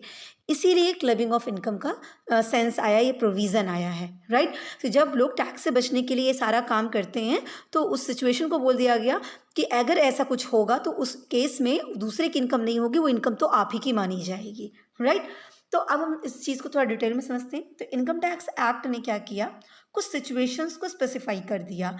वो सिचुएशंस वही हैं जिन सिचुएशंस में वो इनकम टैक्स अथॉरिटी क्या करेगी, दूसरे की इनकम को एसएससी की इनकम बना देगी। हो रही है दूसरे की इनकम, लेकिन क्या कहेगी कि ये एसएससी की इनकम है, और एसएससी की इनकम में उसको ऐड कर देगी, और टैक्स भी किसको देना पड़ेगा, फिर एसएससी को देना पड़ेगा। अब हम देखते हैं कि वो सिचुएशन कौन कौन सी है, राइट। तो फर्स्ट क्या है, transfer of income without transfer of assets. है ना। एक चीज़ समझिएगा, ये क्लबिंग ऑफ इनकम की जितनी भी सिचुएशन है वो जनरली सेक्शन 60 से लेके 65 तक में कवर कर दी गई हैं, 60 से लेके 65 तक के अंदर, राइट। अब वहाँ पे अलग अलग सिचुएशन दी गई कि अगर ऐसा कोई काम किया गया तो उस केस में हम ये दूसरे की इनकम नहीं मानेंगे, एसएससी की इनकम मानेंगे। तो पहला सिचुएशन क्या है, ट्रांसफर और income without transfer of assets. Assets नहीं किसी को ट्रांसफर करी गई, लेकिन हाँ उस एसेट से होने वाले इनकम को ट्रांसफर कर दिया गया। तो इनकम तो अब दूसरे की हो गई, लेकिन इनकम टैक्स अथॉरिटी ऐसे सिचुएशन में क्या करेगी, दूसरे की इनकम को आपकी इनकम बना देगी और आपसे टैक्स ले लेगी। तो एक तो सिचुएशन ये हो गई जिसको सेक्शन 60 में डील किया गया। दूसरा है रिवोकेबल और cancellable transfer of assets. Assets तो ट्रांसफर, यहाँ पहले वाले में क्या गया, एसेट ट्रांसफर नहीं करी जा रही थी, सिर्फ इनकम ट्रांसफर करी जा रही थी। सेकेंड वाले में एसेट्स ट्रांसफर की जा रही हैं, लेकिन किस किस बेसिस पे, कि जब चाहे इस ट्रांसफर को हम कैंसिल कर सकते हैं। रिवोकेबल है, कैंसिलेबल ट्रांसफर ऑफ एसेट्स, और ये किसको इसके सेक्शन में डील किया गया, सेक्शन 61 में। नेक्स्ट क्या है, सैलरी पेड टू स्पाउस। अब यहाँ सैलरी का मतलब कोई भी रेम्युनरेशन, फीस, कमीशन, कुछ भी किसको दिया जा रहा है, स्पाउस को दिया जा रहा है। अब यहाँ स्पाउस का मतलब क्या होता है, मतलब इनकम टैक्स एक्ट के हिसाब से स्पाउस का मतलब होता है हस्बैंड और वाइफ। अगर एसएससी जिसकी इनकम आप कैलकुलेट कर रहे हैं अगर वो हस्बैंड है तो स्पाउस का मतलब हो गया उसकी वाइफ, और अगर वो वाइफ है तो स्पाउस का मतलब हो गया उसका हस्बैंड, ठीक है। तो अगर वाइफ का इनकम कैलकुलेट की जा रही है और हस्बैंड को कोई सैलरी दी जा रही है, कुछ किया जा रहा है, कोई रेम्युनरेशन दिया जा रहा है, तो उसको ऐड किया जाएगा। इसी तरह हस्बैंड का है तो वाइफ की इनकम को ऐड कर दिया जाएगा, वाइफ को मिलने वाले रेम्युनरेशन को ऐड कर दिया जाएगा।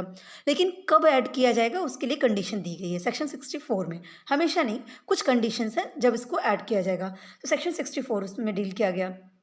इसी के अंदर कुछ और इंपॉर्टेंट प्रोविजन को डील किया गया, जहां बोला गया income from assets transfer to spouse. अगर यहाँ पे रेम्युनरेशन नहीं, एसेट्स ही अगर ट्रांसफर कर दी गई स्पाउस को और उससे कोई इनकम हो रही है, तब वो डील किया गया सेक्शन 64 सब सेक्शन 1 क्लॉज 4 में, राइट। नेक्स्ट है हमारा क्या, income from assets transfer to sons wife. तो अगर जैसे जो सन है, हस्बैंड या वाइफ जो भी हैं, उनका जो बेबी है, सन है, उसकी वाइफ को, है ना, जिसे कहते हैं डॉटर इन लॉ। तो डॉटर इन लॉ को अगर कोई एसेट ट्रांसफर कर दी गई है तो उस केस में भी हम उसको क्लब कर देंगे, राइट। कब कैसे करेंगे वो भी सिचुएशन है जिसको आगे डील किया गया है, और वो कहाँ पे बताया गया, सेक्शन 64 सबसेक्शन 1 के क्लॉज 6 में बताया गया, राइट। नेक्स्ट है income of a minor child. अगर माइनर चाइल्ड की कोई इनकम हो रही है तो उसको भी हम क्लब कर देंगे, और ये कहाँ पे डील किया गया, सेक्शन 64 सबसेक्शन 1A में। सो नेक्स्ट है income of a minor child. तो माइनर चाइल्ड की इनकम को भी क्लब कर दिया जाता है उनके पेरेंट्स की इनकम में, लेकिन कब किया जाएगा वो भी सिचुएशंस वहाँ पे डील की गई है, और कब नहीं किया जाएगा वो भी बताया गया। तो ये तो बात हो गई क्लबिंग ऑफ इनकम की। अब इन्हीं सिचुएशंस को हम थोड़ा डिटेल देख लेते हैं, राइट। ये वो सिचुएशन है जिस सिचुएशन में दूसरे की इनकम को, ये पर्टिकुलर अगर ऐसा कुछ होता है तो दूसरे की इनकम को एसएससी की इनकम में ऐड कर दिया जाएगा, जोड़ दिया जाएगा, राइट। और एक लास्ट हमारा रिकवरी ऑफ टैक्स बचता है, दैट इज सेक्शन 65। बेसिकली ये लाइबिलिटी है कि जिसका ट्रांसफर किया जा रहा है उनकी क्या लाइबिलिटी होती है, वो भी हम देख लेंगे। तो अब हम बात करते हैं फर्स्ट की, जैसे transfer of income without transfer of assets. तो अगर कोई एसेट्स है उसको ट्रांसफर किया गया, एसेट्स को ट्रांसफर नहीं किया गया, उस एसेट्स से होने वाली सिर्फ इनकम को किसी और को ट्रांसफर कर दिया गया, तो ऐसे सिचुएशन में इनकम टैक्स अथॉरिटी क्या कहती है, वो जो ट्रांसफर की गई इनकम है ना, वो दूसरे पर्सन की नहीं हुई, वो इनकम एसएससी की ही मानेगी, जिसने ट्रांसफर किया है उसी की मानी जाएगी और उसकी टोटल इनकम में ऐड कर दी जाएगी। इसका मतलब उसी को टैक्स देना पड़ेगा। तो ये सेक्शन कब हिट करेगा, पहली बात, जो टैक्स पेयर है ना उसकी अपनी एसेट्स होनी चाहिए, मतलब जो एसएससी है जिसकी इनकम में आप ऐड करने वाले हैं, वो टैक्स पेयर उसको हम कह रहे हैं यहाँ पे। तो टैक्स पेयर की अपनी एसेट्स होनी चाहिए, है ना। फिर उस एसेट से जो भी इनकम हो रही है वो किसी और पर्सन को ट्रांसफ़र कर दी गई है, ही और शी जो भी है उसको वो इनकम ट्रांसफ़र कर दी गई, उस एसेट से जितनी भी इनकम अर्न होती है उसको ट्रांसफ़र कर दी गई किसी दूसरे पर्सन को। तो ऐसे सिचुएशन में इनकम सिर्फ ट्रांसफ़र की गई होगी, ओनरशिप जो एसेट्स की है ना वो टैक्स पेयर के साथ ही है, मतलब एसेट्स मेरा ही रहेगा, सिर्फ इस एसेट से जो इनकम आ रही है वो इनकम हम आपको ट्रांसफ़र कर रहे हैं। तो ऐसे सिचुएशन में वो आपकी इनकम नहीं कहलाएगी, वो इनकम किसी कहलाएगी, मेरी इनकम कहलाएगी, और मेरी टोटल इनकम में उसे ऐड कर दिया जाएगा। तो such income is club in the income of transfer, क्योंकि मैं ओनर थी, मैं टैक्स पेयर थी, मैंने ट्रांसफ़र किया था इनकम को, और एसेट्स को ट्रांसफ़र नहीं किया, ओनरशिप मेरे पास ही है कि मेरी एसेट्स है। तो जब एसेट्स मेरी है तो इससे होने वाली इनकम भी तो मेरी हुई, फिर इनकम मैंने कैसे ट्रांसफ़र कर दी। तो अगर मैंने टैक्स से बचने के लिए इनकम को ट्रांसफ़र किया भी है तो वो इनकम उनकी नहीं होगी, वो मेरी ही कहलाएगी, ट्रांसफ़र की ही कहलाएगी। तो इसको एक एग्जाम्पल से समझते हैं कि मिस्टर अजय हैं जिनके पास एक बैंक में एफडी पड़ा हुआ है, ठीक है, हैवी अमाउंट का एफडी है वो, और उस एफडी से जो इंटरेस्ट अर्न होती है किसको, मिस्टर अजय को, वो 1,60,000 की होती है। इन्होंने क्या किया, इस 1,60,000 की जो इंटरेस्ट है इसको किसको ट्रांसफ़र कर दिया, मिस्टर बोमन को। मतलब एफडी तो इन्हीं की है, लेकिन इस एफडी से होने वाली इनकम दैट इज़ इंटरेस्ट, इस इंटरेस्ट को उन्होंने किसको दे दिया, मिस्टर बोमन को दे दिया। तो अब ऑब्वियस सी बात है मिस्टर बोमन की इनकम हो गई, वो 1,60,000 किसको मिल गया, बोमन को मिल गया, तो उनकी इनकम हो गई। लेकिन ऐसी सिचुएशन में ये ध्यान देना पड़ेगा कि क्या एफडी भी दे दी गई है बोमन को, नहीं, एफडी बोमन को नहीं दी गई, सिर्फ और सिर्फ क्या दिया गया, इनकम दी गई, इंटरेस्ट दिया गया। एफडी अभी भी किसके पास है, ओनरशिप किसकी है, वो अजय की ही है, मतलब एफडी किसके नाम से है, अजय के नाम से ही है। तो ऐसी सिचुएशन में क्या हो जाएगा, जो भी इंटरेस्ट का अमाउंट था 1,60,000 वो किसकी इनकम हो जाएगी, अजय की इनकम हो जाएगी, बोमन की इनकम नहीं होगी, राइट। तो इसी तरह से ये पहला प्रोविज़न आपका हिट होता है कि अगर दूसरे की एसेट्स आपकी है और इनकम आप किसी और को दे रहे हैं तो वो इनकम दूसरे की नहीं होगी, वो आपकी इनकम कहलाएगी। क्लियर है। अब नेक्स्ट प्रोविज़न देखें, कब हम फिर से क्लब कर देंगे, revocable cancellable transfer of assets. Again ये सेक्शन कब हिट होगा कि जब टैक्स पेयर की अपनी एसेट्स थी, टैक्स पेयर ने क्या किया, अपनी एसेट्स की ओनरशिप ट्रांसफर कर दी। वहाँ ओनरशिप ट्रांसफर नहीं करते, इनकम कर रहा था, यहाँ ओनरशिप भी किसी को दूसरे को दे दी है, पूरा का पूरा एसेट्स ही ट्रांसफर कर दिया। लेकिन किस बेसिस पे, कंडीशन क्या लगाई गई कि ये जो हम आपको ट्रांसफ़र कर रहे हैं एसेट्स ना, हम जब मन करेगा वापस ले लेंगे। तो ऐसा कोई ट्रांसफ़र होता है क्या कि मतलब मैंने आपको अपने मान लीजिए कोई कार है या कोई लैंड है, कोई प्रॉपर्टी है, मैंने आपको ट्रांसफ़र करी और इस कंडीशन पे कि आज आपको ट्रांसफ़र कर रहे हैं, कल जब भी हमें लगेगा हम इसको कैंसिल करके अपना वापस ले लेंगे। तो ये तो रियल ट्रांसफ़र नहीं हुआ ना। तो अब हम ट्रांसफ़र क्यों कर रहे थे, हम क्योंकि हम बचना चाहते हैं किससे, टैक्स से। तो ऐसे सिचुएशन में क्या कहा गया कि वो आपकी ही इनकम बनेगी, ना कि जिसको ट्रांसफ़र किया गया उसकी। एग्जाम्पल के लिए मिस्टर संजय ने क्या किया, अपनी जो लैंड है वो मिस्टर योगेश को ट्रांसफ़र कर दी, और जब ट्रांसफ़र करे तो एक एग्रीमेंट किया, उस एग्रीमेंट में ये बात कही गई कि किसी भी टाइम मिस्टर संजय जब चाहे, मतलब एनी टाइम, वो क्या करते हैं, उस एसेट्स को टेक बैक कर सकते हैं, मतलब उस एसेट्स को वापस ले सकते हैं।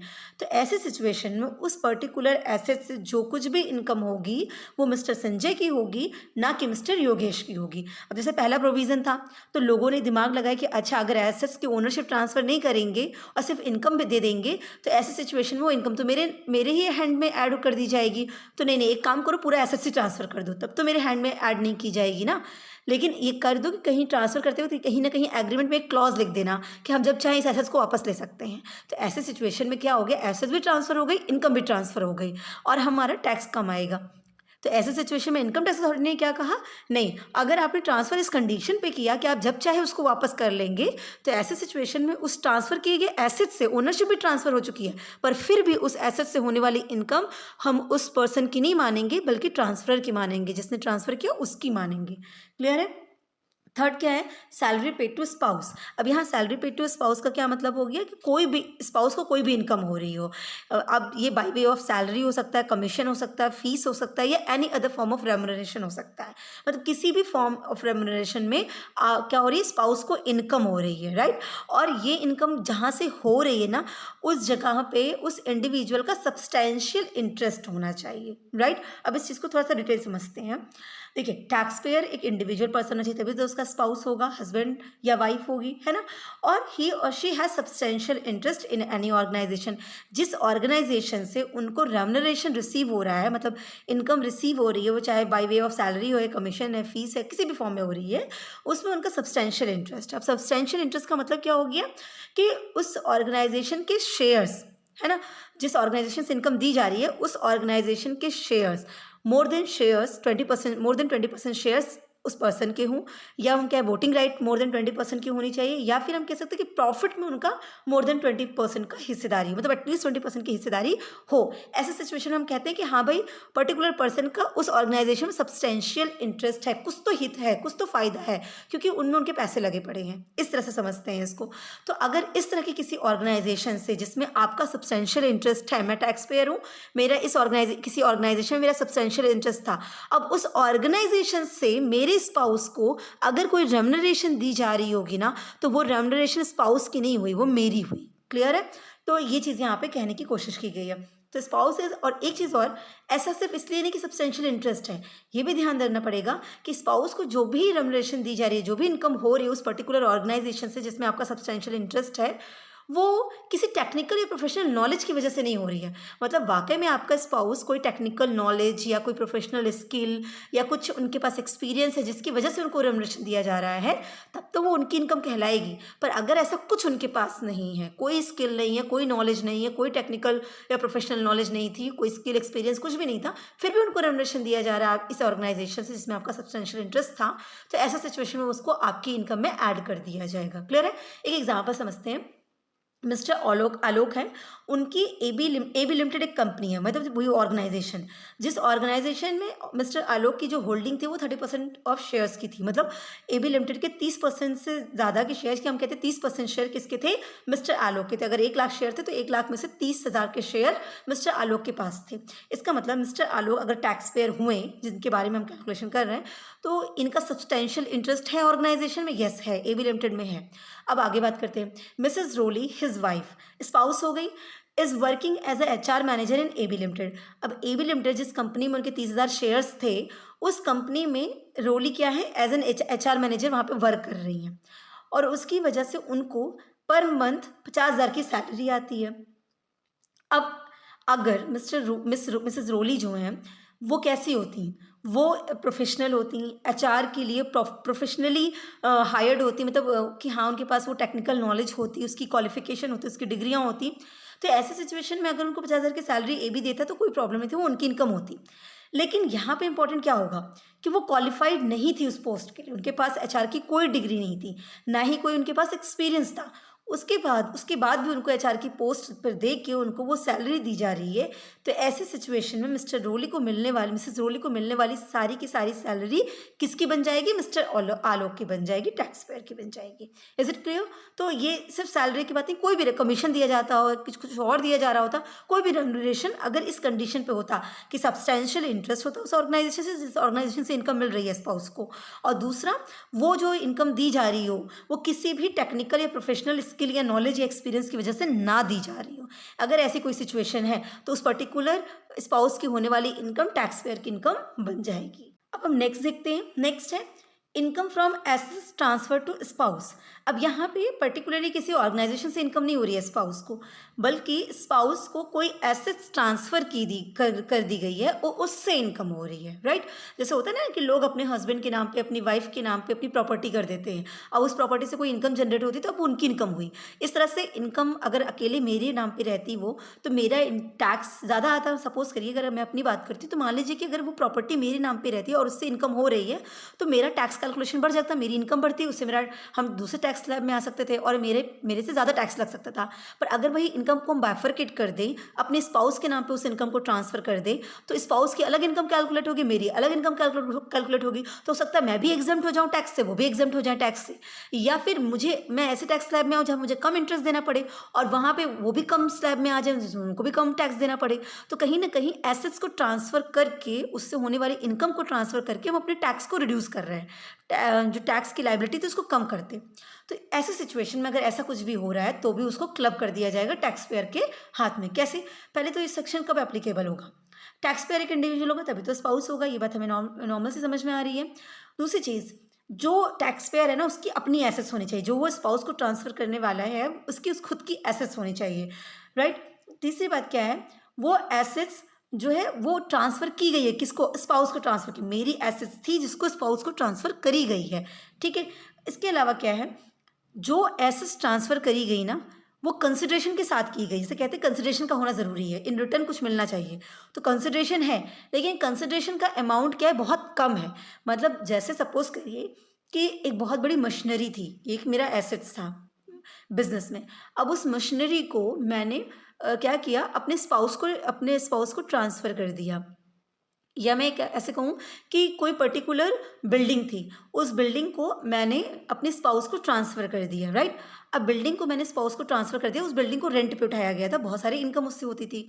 अब उस बिल्डिंग को मैंने जैसे अपने स्पाउस को ट्रांसफ़र कर दिया तो उससे होने वाली इनकम किसकी बन गई? अब स्पाउस की बन गई। लेकिन अब यहाँ पे इनकम टैक्स अथॉरिटी क्या क्या चेक करेगी? पहली चीज़ तो कि मैंने जो ये अपनी बिल्डिंग स्पाउस को ट्रांसफ़र की वो मेरे नाम पे थी? हाँ थी, मतलब मेरी ओनरशिप में थी, मेरी थी। उसके बाद क्या मैंने वाक़ई में ट्रांसफ़र करी है स्पाउस को? क्या उस ट्रांसफ़र एग्रीमेंट में, उस प्रॉपर्टी की डीलिंग में उनका नाम है कि उनको ट्रांसफ़र कर दी गई है? हाँ भई है, उनको ट्रांसफ़र कर दी गई। 2 कंडीशन क्लियर हो गई। तीसरी कंडीशन, क्या जो ट्रांसफ़र हुआ है वो एडिक्वेट प्राइस पे हुआ है कि नहीं? अब एडिक्वेट का मतलब मार्केट वैल्यू जल चल रही है, मान लीजिए वो चल रही थी 5 करोड़ की, तो जो एसेट्स ये जो बिल्डिंग मैंने ट्रांसफ़र करी है, वो 5 करोड़ है या उससे थोड़ा बहुत कम हो, लेकिन मैंने इनको वो बिल्डिंग सिर्फ़ 1 करोड़ में ट्रांसफ़र कर दी या मैं कहूँ सिर्फ़ 30 लाख में ट्रांसफ़र कर दी। तो मार्केट वैल्यू से बहुत लोअर अमाउंट पे मैंने क्या कर दिया, इस बिल्डिंग को ट्रांसफ़र कर दिया। इससे साफ समझ में आ रहा है कि सिर्फ़ हमने क्या किया है, मैनिपुलेशन किया है अकाउंट्स के में, कि मतलब कोई रियल ट्रांसफ़र नहीं है। अगर वाक़ई में ट्रांसफ़र होता है तो प्रॉपर एडिक्वेट कंसिडरेशन का होना मैंडेटरी था। तो यहाँ पे फेयर मार्केट वैल्यू से लोअर प्राइस पे अगर आप एसेट्स को ट्रांसफ़र कर रहे हैं अपने स्पाउस को, तब जाके उस होने वाले इनकम को आपकी ही इनकम ट्रीट किया जाएगा, राइट? लेकिन यहाँ ध्यान देने वाली बात क्या है, एक एक्सेप्शन है, अगर ये ट्रांसफ़र इसलिए हुआ क्योंकि कोई डाइवोर्स एग्रीमेंट था, मतलब डिवोर्स की वजह से ये ट्रांसफ़र किया गया है, कोई बिल्डिंग, कोई एसेट्स, या कोई घर, कोई लैंड ट्रांसफ़र करी जा रही होगी, तो ऐसे सिचुएशन में उसको ट्रांसफ़र मान लिया जाएगा, भले वो lower than the market value क्यों ना हो, है ना? मतलब उसकी जो प्राइस है वो lower than the fair market price हो, स्टिल उसको हम क्या ट्रीट कर लेंगे कि भाई वो पर्टिकुलर पर्सन को एग्रीमेंट एसेट ट्रांसफ़र हो चुका है, स्पाउस को ट्रांसफ़र हो गया, अब वो स्पाउस की हो गई, उसको फिर हम इस कैटेगरी में नहीं लाएँगे, ठीक है? तो एग्जाम्पल समझते हैं, मतलब पूनम ने क्या किया, मिसेस पूनम ने अपनी एक लैंड थी 50 लाख की, उसको अपने हस्बैंड को ट्रांसफ़र कर दिया सिर्फ 10 लाख रुपए में, तो मार्केट वैल्यू से कम में ट्रांसफ़र कर दिया। अब उस लैंड से जो भी इनकम हो रही थी वो इनकम किसकी होगी, वो उनके हस्बैंड की नहीं होगी बल्कि किसकी हो जाएगी, पूनम की ही होगी। अब लैंड से कैसे इनकम, लैंड से बहुत सारी इनकम होती है, लाइक लैंड पे वो आपका पार्किंग लॉट, पार्किंग के लिए बहुत ज़्यादा उसके उसके टेंडर पड़ते हैं, उससे बहुत अच्छी इनकम होती है। तो इस तरह से किसी लैंड से इनकम हो रही थी, उससे होने वाली इनकम अब मेरी नहीं होती, तो पूनम, मान लीजिए मिसेस पूनम है, उनकी नहीं होती, अब वो किसकी होती है, हस्बैंड की होती, क्योंकि उन्होंने ट्रांसफ़र कर दिया। पर ऐसे सिचुएशन में उस इनकम को किसकी, हस्बैंड की इनकम नहीं मानी जाएगी, मिसेस पूनम की इनकम मानी जाएगी, उसमें क्लब कर दिया जाएगा। नेक्स्ट पढ़ते हैं, income from assets transfer to sons wife. अगर कोई ऐसा एसेट्स है, उस एसेट्स को किसको ट्रांसफर किया, डॉटर इन लॉ को ट्रांसफर कर दिया गया, बेटी की वाइफ को ट्रांसफर किया गया, बहू को ट्रांसफर कर दिया गया। अब उस एसेट्स से, चूंकि एसेट ट्रांसफर कर देगी बहू को, तो एसेट्स भी बहू की, उससे होने वाली इनकम भी बहू की, है ना, उनकी सन्स वाइफ की हो गई, डॉटर इन लॉ की हो गई। लेकिन ऐसे सिचुएशन में इनकम टैक्स अथॉरिटी कहती है कि नहीं, वो इनकम जो है डॉटर इन लॉ की इनकम नहीं होगी, वो इनकम किसकी होगी, टैक्स पेयर की इनकम होगी, राइट। ये सेक्शन कब एप्लीकेबल होगा, वो टैक्स पेयर इंडिविजुअल हो, उसकी अपनी एसेट्स थी, उस एसेट्स को उन्होंने सन्स की वाइफ को वाकई में ट्रांसफर किया हो, राइट। और यहाँ पे दूसरी चीज़ क्या है, जो अमाउंट, जो एसेट्स ट्रांसफर करी गई होगी ना, वो फेयर मार्केट वैल्यू से लोअर प्राइस पे होगी, तभी जाके ये सेक्शन हिट होगा। तो Mr Ganesh transfer his shares of ₹50,000 to his son's wife only for ₹10,000। तो 50,000 के शेयर्स को 10,000 रुपये में ट्रांसफर कर दिया गया। अब उस शेयर से डिविडेंड जो मिलता था, जो इनकम होती थी, या बाकी कुछ और प्रॉफिट्स में आपको कुछ इनकम मिलने वाली थी, वो सारी इनकम अब किसकी होती, सन्स वाइफ की होती है। लेकिन ऐसे सिनेरियो में इनकम टैक्स डिपार्टमेंट कहती कि नहीं, वो उनकी नहीं होगी, मिस्टर गणेश की ही इनकम होगी, उन्हीं के हैंड पे क्लब कर दी जाएगी। नेक्स्ट देखते हैं, income from a minor child. तो अगर कोई माइनर चाइल्ड है, बिलो 18 एज का चाइल्ड है, और उसको कोई इनकम हो रही है, तो वो इनकम भी पेरेंट्स के हैंड पे क्लब कर दी जाती है, राइट। तो all the income of a minor are clubbed in the income of his or her parents. अब पेरेंट्स में भी दो होते हैं ना, मदर एंड फादर, तो किसके हैंड में क्लब की जाएगी, उसके लिए भी रूल्स हैं, और उसके रूल्स मैं अभी आपको क्लियर कर देती हूँ, लेकिन पहले इस बात को समझते हैं।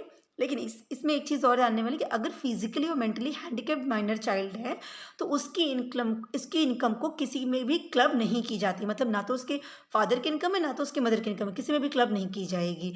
क्यों? क्योंकि वो फिजिकली या मेंटली हैंडीकेप्ड चाइल्ड से होने वाली इनकम है, राइट। अब in such cases total income of such minor child shall be computed separately.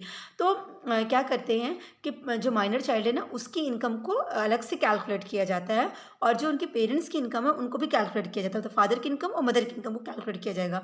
अब दोनों की इनकम में जिसकी भी टोटल इनकम, मतलब जिसकी भी जीटीआई ज़्यादा आती होगी, उसी की इनकम में, जिसकी भी इनकम ज़्यादा होगी, हस्बैंड मतलब फादर या मदर में जिसकी इनकम ज़्यादा होगी, उसी की इनकम में उस माइनर चाइल्ड की इनकम को क्लब कर दिया जाता है फर्स्ट टाइम। और एक बार जिसके में क्लब किया जाता है, वही वो कंटिन्यू क्लब होता रहता है। तो इसमें एक चीज़ और है, एग्ज़म्पशन अलाउड होता है, जो कि एग्ज़ाम्स में कई बार पूछा जाता है। तो अगर माइनर चाइल्ड को जो इनकम मिल रही है, और उसको जब पेरेंट्स की इनकम में क्लब करते हैं, तो क्या पेरेंट्स कोई रिलैक्सेशन मांग सकते हैं, कि मान लीजिए फादर मदर थे, फादर मदर की इनकम कैलकुलेट की गई, और चाइल्ड की इनकम कैलकुलेट की गई, माइनर चाइल्ड की इनकम कैलकुलेट की गई। और उस इनकम को उठा के फादर या मदर में से, मान लेते कि मदर की या फादर की इनकम, टोटल इनकम ज़्यादा आई थी, फादर की इनकम ज़्यादा थी, तो उस माइनर चाइल्ड की इनकम को फादर की इनकम में क्लब कर दिया गया, राइट। अब ऐसे सिचुएशन में क्या फादर को एग्जम्पशन ले सकते हैं? तो यस, एग्जम्पशन क्या है कि या तो जो उनको इनकम मिली हो वो, या ₹1500 ₹1500 पर चाइल्ड, मतलब जितने भी माइनर चाइल्ड की इनकम हो रही होगी सबको अगर देखा जाए तो ₹1500 पर चाइल्ड तक आपको मिलता है माइनर चाइल्ड का, तो उसको उतना रुपया एग्जेम्प्ट हो जाएगा, दोनों में जो भी लोअर अमाउंट होगा उतना एग्जेम्प्ट हो जाता है आपका। तो वो, और ये एग्जाम्पशन किस सेक्शन के अंदर मिलता है? सेक्शन 10 सब सेक्शन 32 के अंदर एग्जाम्पशन ऑफ टैक्स में ये सेक्शन डील करते हैं, राइट। वहाँ पे ये चीज़ आपको मिल जाती है, 1570 रुपये की छूट मिलती है आपको, माइनर चाइल्ड की इनकम उतनी डिडक्ट हो जाती है, ये आपका मैक्सिमम अमाउंट है, ठीक है। दोनों में से जो इनकम अर्न की, मान लीजिए कि माइनर चाइल्ड की टोटल इनकम कैलकुलेट की गई वो 1000 ही रुपये की इनकम थी, तो ऐसे सिचुएशन में कोई भी इनकम क्लब नहीं होगी, क्योंकि एग्जाम्पशन मिल जाएगा, 1500 तक का एग्जाम्पशन मिलना था ना, तो अब 1000 और 1500 में लोअर क्या है? 1000 है, तो 1000 तक का एग्जाम्प्ट हो गया, मतलब जीरो इनकम हुई, कोई टैक्स इनकम क्लब नहीं हुई, जीरो हुई क्लब। लेकिन अगर मान लीजिए कि 2000 की इनकम हो रही थी, माइनर चाइल्ड की इनकम को सेपरेटली कैलकुलेट किया गया, कितनी इनकम बन के आई? 2000 की इनकम बन के आई, तो आपको कितना एग्जाम्पशन मिला हुआ था? 1500 का एग्जाम्पशन मिला था, तो आपको टैक्सेबिलिटी कितने की पड़ेगी? सिर्फ 500 रुपीज़ की इनकम आपके हैंड में क्लब की जाएगी, यहाँ पे ये सेंस होता है। अब माइनर चाइल्ड का मतलब क्या होता है? स्टेप चाइल्ड या अडॉप्टेड चाइल्ड, सबको माइनर चाइल्ड की कैटेगरी में रखा जाएगा, इवन दो अगर कोई माइनर मैरिड डॉटर है ना, तो उस केस में भी उसकी इनकम पेरेंट्स के हैंड में ही क्लब की जाएगी, क्लियर है। लेकिन यहाँ पे इसके लिए पहले एक एग्जांपल देख लेते हैं। सपोज करिए दानिश है, एक माइनर है, और वो क्या करते हैं, उनकी जो टैक्सेबल इनकम है वो 50,000 की है। अब ये टैक्सेबल इनकम किससे हो रही है? उनको इंटरेस्ट से हो रही है, मतलब कहीं ना कहीं कोई इन्वेस्टमेंट थी दानिश के नाम की, और उससे इंटरेस्ट आ रहा है, और वो इंटरेस्ट कितने का आ रहा है? 50,000 का आ रहा है, दानिश को इनकम हो रही है 50,000 रुपीज़ की। अब उनका क्या हुआ, मान लीजिए उनके जो फादर थे उनका अपना दो अलग अलग बिजनेस चल रहा था, एक क्लॉथ का बिजनेस था, एक आयरन का बिजनेस था, और दोनों की जब टैक्सेबल इनकम कैलकुलेट की गई थी, एक की 60,000 आ रही थी एक बिजनेस से, 2,40,000 आ रही थी, और मदर की कोई इनकम ही नहीं थी, क्योंकि हमने क्या क्या बात करी कि फादर या मदर दोनों की इनकम कैलकुलेट की, जिसकी इनकम ज़्यादा होती है उसी के हैंड में क्लब कर दिया जाता है। तो या तो मदर की कोई इनकम ही नहीं थी, फादर की इनकम थी, तो किस में क्लब होगा? फादर की इनकम में 50,000 रुपये क्लब किए जाएंगे, ठीक है। अब in this case Danish income of ₹50,000 less ₹1500, चूँकि क्या है कि एग्जाम्पशन कितने का मिलता है? 1500 तक का एग्जाम्पशन मिल सकता है। अब जो रिसीव हुआ या 1500 व्हिच वेयर इज लोअर, तो 50,000 और 1500 में सबसे कम कौन सा है? 1500, मतलब एग्जाम्पशन कहाँ तक मिलेगा? 1500 तक मिलेगा, तो 50,000 में से 1500 को एग्जाम्प्ट कर दिया गया है, जो रिमेनिंग बचा कितना बचा? 48,500, उतना क्या हो जाएगा? फादर की इनकम में ऐड कर दिया जाएगा। तो फादर की टोटल इनकम कितनी बनती? 2,40,000 प्लस 60,000, 3 लाख की इनकम होती। अब इस 3 लाख की इनकम में दानिश की इनकम और ऐड कर दी जाएगी। दानिश की कितनी इनकम ऐड की जाएगी? 50,000 माइनस 1500, 48,500। तो अब फादर की टोटल इनकम कितनी बन गई? 3,48,500। इसको कहते हैं क्लब करना, माइनर की इनकम को क्लब करना। लेकिन यहाँ पे ध्यान देने वाली बात है कि कब हम माइनर की इनकम को क्लब नहीं करेंगे, उसी कुछ एक्सेप्शन दिए गए हैं। तो पहली बात कहा गया कि अगर जो इनकम माइनर चाइल्ड को हुआ है वो उसके मैनुअल वर्क की वजह से, मतलब वो कुछ फिजिकल वर्क करता है, उस वर्क की वजह से उस माइनर चाइल्ड को इनकम हो रही है, तो वो इनकम पेरेंट्स की इनकम में एड ऑन नहीं की जाएगी। दूसरा, अगर माइनर चाइल्ड ने जो इनकम जनरेट करी है, जो इनकम अर्न करी है, वो इनकम अपनी स्किल, अपने टैलेंट, या उसके पास कोई स्पेशलाइज नॉलेज थी या कुछ एक्सपीरियंस था, उसकी वजह से उसको इनकम हो रही है ना, तो वो इनकम भी क्लब नहीं होगी, राइट। तो अगर फिजिकल वर्क की वजह से या एक्सपीरियंस, टैलेंट और स्किल की वजह से कोई इनकम हुई है, तो उसको हम पेरेंट्स की इनकम में क्लब नहीं करते। अदरवाइज कोई इनकम अगर माइनर चाइल्ड को हो रही है, लोग नहीं अपने छोटे बच्चों के नाम पे प्रॉपर्टीज़ खरीद देते हैं, बिल्डिंग्स खरीद देते हैं, है ना, हैवी इन्वेस्टमेंट कर देते हैं, तो जो भी इनकम होती है, अब बच्चे के नाम से कर दिया है आपने, तो कहलाएगा तो एसेट्स उस बच्चे का, होने वाली इनकम तो उस बच्चे की हुई, तो क्या इनकम टैक्स अथॉरिटी उनसे टैक्स देगी? नहीं। ऐसे सिचुएशन में उस बच्चे की इनकम, होने वाली इनकम का टैक्स भी उसके पेरेंट्स देते हैं, क्लियर। उनकी के हैंड में वो क्लब कर दिया जाता है, वही यहाँ पे बात कही गई है, ठीक है। और लास्ट आता है रिकवरी ऑफ टैक्स। ये सेक्शन 65 में डील किया गया। बेसिकली क्लबिंग की बात जो है 60 से 64 के अंदर ही खत्म कर दी जाती है। तो ये रिकवरी ऑफ टैक्स में कहता है कि liability of a person respect of income included in the income of another person, उस पर्सन की भी लाइबिलिटी होती है जिस पर्सन की इनकम को दूसरे पर्सन की इनकम में क्लब किया जा रहा है ना, मतलब टैक्स पेयर की इनकम में क्लब कर दे रही है, तो जिसकी इनकम लेके क्लब की जा रही है ना, उसकी भी लाइबिलिटी होती है। तो the tax on the income of other person which has been included in the income of SSC can either be recovered from the SSC or from the other person. तो एसएससी खुद भी उस person से recover कर सकता है। तो जितने तक की टैक्स या जितने तक की इनकम मतलब मान लीजिए दूसरे पार्टी की थी और उस पार्टी की इनकम को अब एसएससी की इनकम बना दिया गया है, तो एसएससी उस इनकम को रिकवर कर सकती है। पर लिमिट कितनी है? लिमिट उतनी ही है जितनी तक की ऐड ऑन की गई होगी, जितना ऐड किया गया उतना तक रिकवरी की जा सकती है। इसमें एक एग्जांपल देख लेते हैं कि मान लीजिए 2021 में एक माइनर सन था ए, जो उसको 50,000 का लॉस हुआ था हाउस प्रॉपर्टी से, ठीक है। हाउस प्रॉपर्टी की इनकम होती है ना, उसमें उनको लॉस हो गया था। जो किसको लॉस हुआ था? मिस्टर ए थे, उनका एक माइनर सन था, उसको लॉस हुआ था। तो जो लॉस का अमाउंट है ना, वो किसका? मिस्टर ए या मिसेज ए, दोनों में से जिसकी भी हायर इनकम होगी वहाँ से सेट ऑफ करा दी जाएगी, मतलब उनसे रिकवरी कर ली जाएगी उस चीज़ को। तो ये आपका हो गया रिकवरी ऑफ टैक्स या clubbing of income. I hope आपको सारी चीज़ें क्लियर हुई होंगी। क्लबिंग ऑफ इनकम, क्लब जोड़ते ही क्यों है, उसके पीछे का इंटेंशन इंपॉर्टेंट है। लॉ मेकर ने इस सेक्शन को इंट्रोड्यूस किया इनकम टैक्स एक्ट में, उसके पीछे रीज़न था कि लोग इसी तरह से चीज़ों को, एसेट्स को, इनकम को ट्रांसफ़र कर करके टैक्स से बच रहे थे। तो इसीलिए कह दिया गया कि भाई इस तरह का अगर आप ट्रांसफ़र करेंगे तो उसको हम आप ही के हैंड में ऐड करके आपसे ही टैक्स ले लेंगे, हम उसको ट्रांसफ़र मानेंगे ही नहीं। तो that is all about clubbing of income. Taxable income के फॉर्मेट को डिस्कस करेंगे। तो पहले समझते हैं टैक्सेबल इनकम क्या होती है। टैक्सेबल इनकम मतलब वो इनकम जिस पे टैक्स लगेगा, है ना। तो मतलब इसी इनकम पे टैक्स की कैलकुलेशन होगी। इंडिविजुअल में जो भी जिस स्लैब रेट में वो आएगा, उस स्लैब रेट के हिसाब से उस इनकम, वो इनकम जिस स्लैब रेट में फॉल कर रही होगी उसके हिसाब से उसकी टैक्स की कैलकुलेशन की जाएगी। तो जिस इनकम पे ये सब होता है उसी इनकम को कहते हैं टैक्सेबल इनकम। और टैक्सेबल इनकम को इनकम टैक्स एक्ट में सेक्शन 2 सबसेक्शन 45 के अंदर टोटल इनकम डिस्कस किया गया है, जो हमने earlier computation of total income में जहाँ पे हमने फॉर्मेट पूरा डिस्कस किया है कि रेजिडेंशियल स्टेटस चेक करते हैं, फिर क्या करते हैं, फिर वहाँ पे हमने ये बात बताई हुई है कि मतलब ये 5 हेड होते हैं और फिर उनको टोटल करते हैं और सब इस तरह से किस प्रोसेस के थ्रू हम टोटल इनकम या टैक्सेबल इनकम के पास पहुँचते हैं, राइट। तो आज हम देखते हैं कि अब ये टैक्सेबल इनकम जब प्रैक्टिकली हमें करना होता है तो हम उसे कैसे कैलकुलेट करते हैं। क्लियर है? तो जब भी टैक्सेबल इनकम की बात होगी तो दिमाग में एक चीज़ क्लियर होनी चाहिए कि ग्रॉस टोटल इनकम अलग है, जो पाँचों हेड को टोटल करके बनाई जाती है। जब उसमें से चैप्टर 6A का डिडक्शन लेस कर देते हैं तब हमारे पास आती है टैक्सेबल इनकम या टोटल इनकम, और इसी इनकम पे हम अपने टैक्स रेट से कैलकुलेशन करके टैक्स लायबिलिटी इंट्रोड्यूस करते हैं कि इतनी टैक्स लायबिलिटीज उसकी हो रही है, ये टैक्स पे करना है। तो इसका फॉर्मेट कैसे होता है, जब आप अपना टैक्सेबल इनकम कैलकुलेट करने जाएंगे या टैक्स लायबिलिटी कैलकुलेट करें तो उसका फॉर्मेट कैसे होता है वो हम यहाँ पे डिस्कस करेंगे। तो देखिए, नाम, PAN number, date of birth और असेसमेंट ईयर, किस असेसमेंट ईयर के लिए आप कर रहे हैं, ये सारी चीज़ें आपको मेंशन करनी होती है। वो पहले ही आप जब आईटीआर फाइल करने जाएंगे तो सेलेक्ट करना होता है। तो उसके बाद क्या होता है, सबसे पहले 5 हेड हैं जिनके बारे में हमको पता है कि 5 हेड में सबसे पहले सैलरी आता है, फिर हाउस प्रॉपर्टी आता है, फिर आपका पीजीबीपी आता है, फिर कैपिटल गेन आता है, फिर अदर सोर्स आती है। सबसे पहले तुमको ग्रॉस टोटल इनकम निकालनी है, मतलब इन पाँचों हेड को ऐड करना है। आपको देखना है कि किस हेड से आपकी इनकम आ रही है। तो अगर इनकम फ्रॉम सैलरी हम पहले लेंगे तो वहाँ पे हम ये सारी चीज़ें करेंगे। बेसिक सैलरी ले लिए, फिर उसके बाद जितना अलाउंस उनको मिलता है, अलाउंस मतलब क्या होता था, जो कैश में बेनिफिट मिल रहा है। फिर टैक्सेबल वैल्यू ऑफ परक्यूजेस, मतलब जो ऐसे ऐसे जो आपको एम्प्लॉयर से मिलता है जिसमें जो कैश में नहीं होता, जैसे ड्राइवर दे देना, सेफ प्रोवाइड कर देना, तो ये जिसमें जो नॉन कैश बेनिफिट दिए जाते हैं उनको परक्यूजेस कहा जाता है।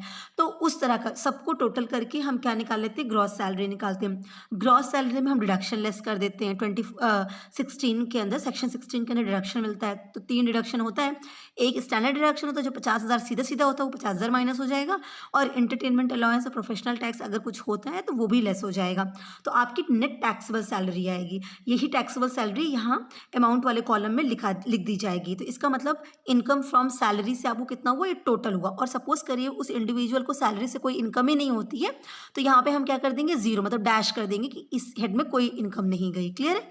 और अगर होती है तो इस तरह से उसको हेड में डिवाइड करके टोटल सैलरी लगा देंगे। तो हमने एक हेड कैलकुलेट कर ली। फिर उसी में आगे आता है income from house property, second house property का आता है, तो वहाँ पे भी हमको इनकम पूरा कैलकुलेट करना होगा। तो सेल्फ ऑक्यूपाइड प्रॉपर्टी और लेट आउट प्रॉपर्टी दोनों का अलग करते हैं। मतलब घर, जब हम हाउस प्रॉपर्टी की इनकम कैलकुलेट करते हैं तो वहाँ पे हमें देखना होता है कि हम जिस घर में रह रहे हैं, मतलब जो हमारा अपना घर खुद के रहने के लिए रखे हैं, उसको कहते हैं सेल्फ ऑक्यूपाइड प्रॉपर्टी, हम उसमें खुद यूज़ करते हैं, उस घर का अलग कैलकुलेट करते हैं।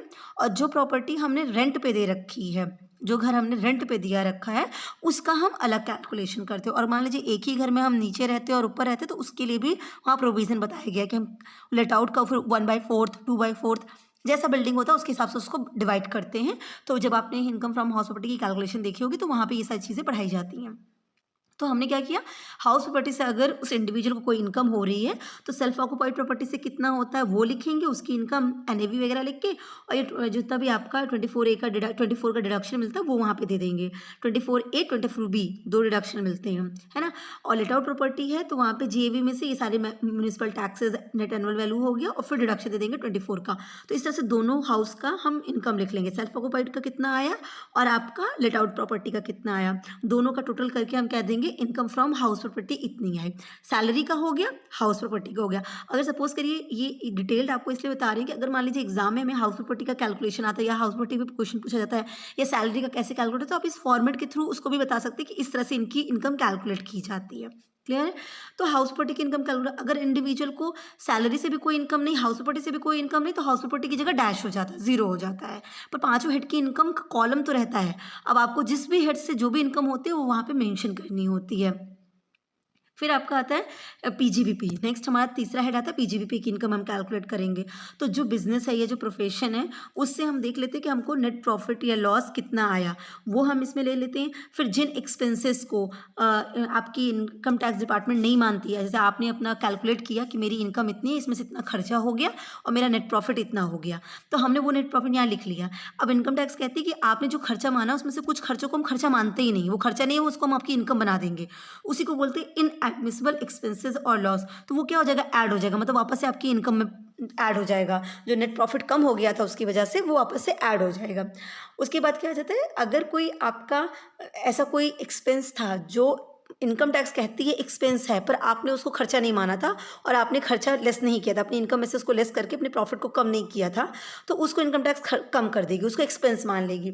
तो उसके कहते हैं admissible expenses not debited to P&L account. मतलब ये अलाउड था कि इतना खर्चा और आप मान सकते हैं पर आपने उसको खर्चा माना नहीं था, तो उसकी वजह से आपका प्रॉफिट कम हो जाएगा। इस हिसाब से हम आपकी नेट बिजनेस इनकम कैलकुलेट कर लेंगे। तो ये आपका हो जाएगा कि बिजनेस से मेरी कितनी इनकम हुई है। अगर कोई इनकम नहीं होगी तो डैश हो जाएगा, अगर होगी तो इस हिसाब से हम इसकी कैलकुलेशन कर लेंगे। क्लियर है। हमारा पीजीबीपी का भी हो गया, प्रोफेशनल का भी इसी तरह कैलकुलेट हो जाता है। तो हमारा पीजीबीपी की इनकम कैलकुलेट हो गई। अब हमारा आता है कैपिटल गेन हमारा, ठीक है। सैलरी हो गया, हाउस प्रॉपर्टी हो गया, पीजीबीपी हो गया। अब कैपिटल गेन पे आते हैं। तो कैपिटल गेन में हमको पता है दो तरह का गेन होता है, शॉर्ट टर्म और लॉन्ग टर्म कैपिटल गेन होता है। अब हर एसेट्स को कब हम शॉर्ट टर्म कहेंगे कब हम लॉन्ग टर्म कहेंगे उसके लिए भी बाइफरकेशन दी गई है ना। इस पूरे कैपिटल गेन के सेक्शन में इसको एक्सप्लेन किया गया। वहाँ ये भी बताया गया कि किस किस को आप कैपिटल एसेट्स मानेंगे। भाई जब आप कैपिटल एसेट्स होगी तभी तो आप उसको सेल करके गेन कमाएंगे, तभी तो कैपिटल गेन कहलाएगी। अगर वो कैपिटल एसेट्स ही नहीं है तो फिर तो कैपिटल गेन का कोई सीन ही नहीं बनता है। तो सबसे पहले ये देखना होता है कि कैपिटल एसेट्स किसको कहते हैं। तो वहाँ पे बताया गया है पूरा कि बिल्डिंग वगैरह है, ये सारी चीज़ें कैपिटल एसेट्स में आती हैं। और कुछ जो पर्सनल बिलोंगिंग की चीज़ें होती हैं वो कैपिटल एसेट्स नहीं होती हैं, लेकिन उसमें भी एक्सेप्शन दिया गया था। जैसे ज्वेलरी वगैरह का हो गया, कोई कोई स्पेशली मतलब कुछ डिज़ाइन वगैरह का है ना, स्कल्पचर्स वगैरह का है, उसका काम होता है तो वो उसको मानते हैं, वो कैपिटल एसेट्स है। ज्वेलरी वगैरह कैपिटल एसेट्स है, भले ही वो पर्सनल बिलोंगिंग का क्यों ना हो, फिर भी वो कैपिटल एसेट्स है, ये एक्सेप्शन होता है उसका। तो हमने पहले कैपिटल एसेट डिसाइड कर लिया कि हाँ भाई ये एसेट्स है, ये कैपिटल एसेट्स है।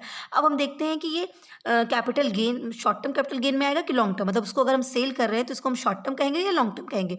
उसके लिए हम देखते हैं कि उस कैपिटल एसेट्स की होल्डिंग कितने की है, मतलब कितने समय तक आपने उसको रखा है अपने पास खरीद के। तो कुछ एसेट्स का 12 महीने का होता है, कुछ 36 महीने का होता है ना। तो सबके लिए अलग अलग टाइम पीरियड डिसाइडेड है।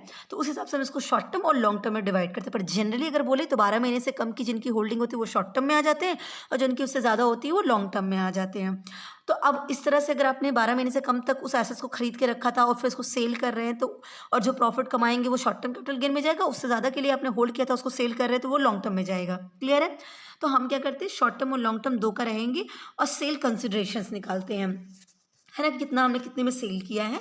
फिर index cost of acquisition, index cost of improvement. Long term capital gain के केस में हम इंडेक्सेशन करते हैं। अब वो कैसे करते हैं उसका पूरा फॉर्मूला आपको मतलब जब आप इस चैप्टर को पढ़ेंगे तो वहाँ पे पूरा दिया रहता है।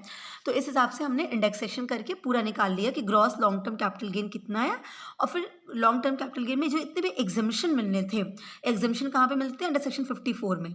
हर हेड के अंदर अपना अपना डिडक्शन मिलता है ना, तो हर हेड के अंदर का डिडक्शन, ये जितने एग्जम्पशन है उसको भी लेस कर देंगे, तो net long term capital gain आ गया। फिर शॉर्ट टर्म वालों को और लॉन्ग टर्म वालों को दोनों को ऐड करके हम वहाँ पे लिख लेंगे। और चूंकि हमें पता है कि हमें set of carry forward losses पढ़ा है, तो हमें पता है कि कैपिटल गेन वाले थोड़े से इगोइस्ट नेचर के होते हैं, ये किसी और हेड से तो अपना सेट ऑफ कराते नहीं है। तो अगर कोई सेट ऑफ का भी होगा, कोई कैरी फॉरवर्ड लॉस भी आया हुआ है, तो यहीं पे एडजस्ट हो जाएगा और टैक्सेबल कैपिटल गेन हमारी निकल के आ जाएगी। ठीक है, अब हमारी टैक्सेबल कैपिटल गेन आ गई, कुछ नहीं सेल किया है, कोई ऐसी इनकम नहीं, तो यहाँ पे डैश हो जाएगा। है तो हम इस तरह से इसकी कैलकुलेशन कर लेंगे। सिर्फ लॉन्ग टर्म कुछ नहीं, सिर्फ शॉर्ट टर्म है तो सिर्फ शॉर्ट टर्म में लिखेंगे, और टैक्सेबल कैपिटल गेन में सिर्फ शॉर्ट टर्म लिख देंगे। कैरी फॉरवर्ड कुछ नहीं है तो कैरी फॉरवर्ड नील हो जाएगा। पिछले साल का कोई लॉस आया तो उसको लिख देंगे, तो जो भी सिनेरियो फिट होता होगा वो लिख देंगे, पर ऐसे ही इसको कैलकुलेट कर लेंगे। राइट, फिर हमारा पांचवा और लास्ट रह जाता है, that is income from other sources. जो कहीं की इनकम नहीं होती है, जिसको किसी और हेड में डिवाइड नहीं करते, उसको हम कहाँ कर देते हैं? अदर सोर्सेज में। जैसे आपको सेविंग में इंटरेस्ट मिल रहा है, फैमिली पेंशन का हो गया, इस तरह की जो चीज़ें होती हैं वो सब के सब अदर सोर्सेज की इनकम में आ जाती हैं। तो हम वो टोटल लिखते हैं, उसमें से 57 का डिडक्शन देते हैं और इनकम फ्रॉम अदर सोर्स हमारी कैलकुलेट हो जाती है। अब जब हमने पांचों हेड की कैलकुलेट कर ली, तो देखिए एग्रीगेट्स ऑफ इनकम, ये एग्रीगेट्स ऑफ इनकम मतलब हो गया ग्रॉ कि मतलब कि यहाँ पे जो पांचों हेड की इनकम है उसको हम टोटल कर लिया। अब यही ग्रॉस टोटल इनकम बनने वाली है, लेकिन ग्रॉस टोटल इनकम की जो डेफिनेशन दी गई सेक्शन 80B के अंदर, तो वहाँ पे बताया गया था कि सेट ऑफ और कैरी फॉरवर्ड को भी एडजस्ट करना होता है। पांचों हेड की इनकम को टोटल करके एग्रीगेट ऑफ 5 हेड्स इनकम, और उसमें एडजस्टमेंट किसकी करनी होती है? Set of and carry forward की। फिर जो आता है उसको ग्रॉस टोटल इनकम कहते हैं। राइट, तो हमने इसलिए कह दिया एग्रीगेट ऑफ इनकम, मतलब पांचों हेड की इनकम को हमने टोटल करके यहाँ पे लिख लिया। 3 हेड से इनकम होती है तो 3 का लिख दिया, सिर्फ एक ही हेड की इनकम, सिर्फ सैलरी से इनकम थी तो सैलरी का टोटल यहाँ पे लिख दिया जाएगा। इस तरह से हम पांचों हेड की इनकम यहाँ पे लिख देंगे। और उसके बाद क्या करेंगे? एडजस्टमेंट करेंगे set of and carry forward loss. किसी हेड में कहीं से भी कोई लॉस हो, कुछ बचा था तो उसको यहाँ पे एडजस्ट कर लेंगे। एडजस्ट करने के बाद क्या आ गया? हमारा ग्रॉस टोटल इनकम आ गया, GTI।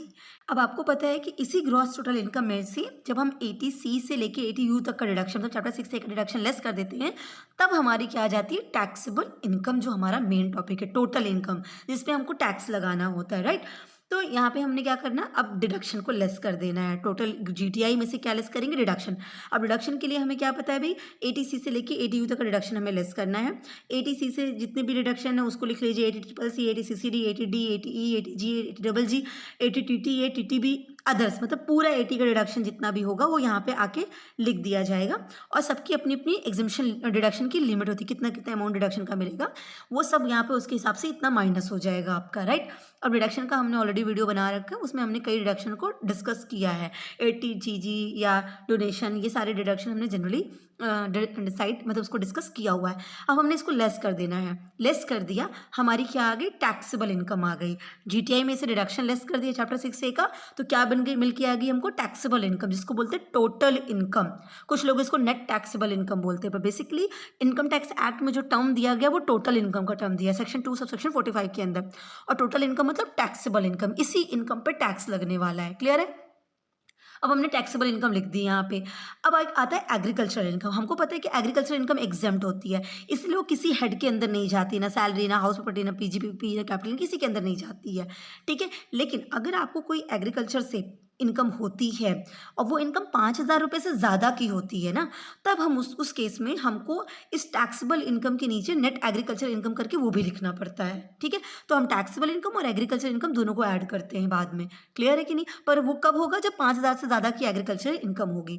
अब हमारे पास वो इनकम आ गई जिस इनकम पे हमको टैक्स लगाना है। क्लियर है? तो यहाँ तक तो हमने देखा कि टैक्सेबल इनकम कैसे कैलकुलेट की जाती है। अब हम बात करेंगे कि टैक्स लायबिलिटी कैसे कैलकुलेट की जाती है। टैक्सेबल इनकम पे ही तो हम क्या चार्ज करते हैं? Tax liability. तो समटाइम एग्जाम में आता है ना कि कंप्यूटेशन ऑफ टैक्स लायबिलिटी, कैसे टैक्स लायबिलिटी कैलकुलेट की जाएगी वो बताइए। तो देखिए, टैक्स लायबिलिटी कैलकुलेट करने का तरीका क्या है? हमारी टैक्सेबल इनकम आ चुकी है ना, इसी पे हमें टैक्स लगाना है।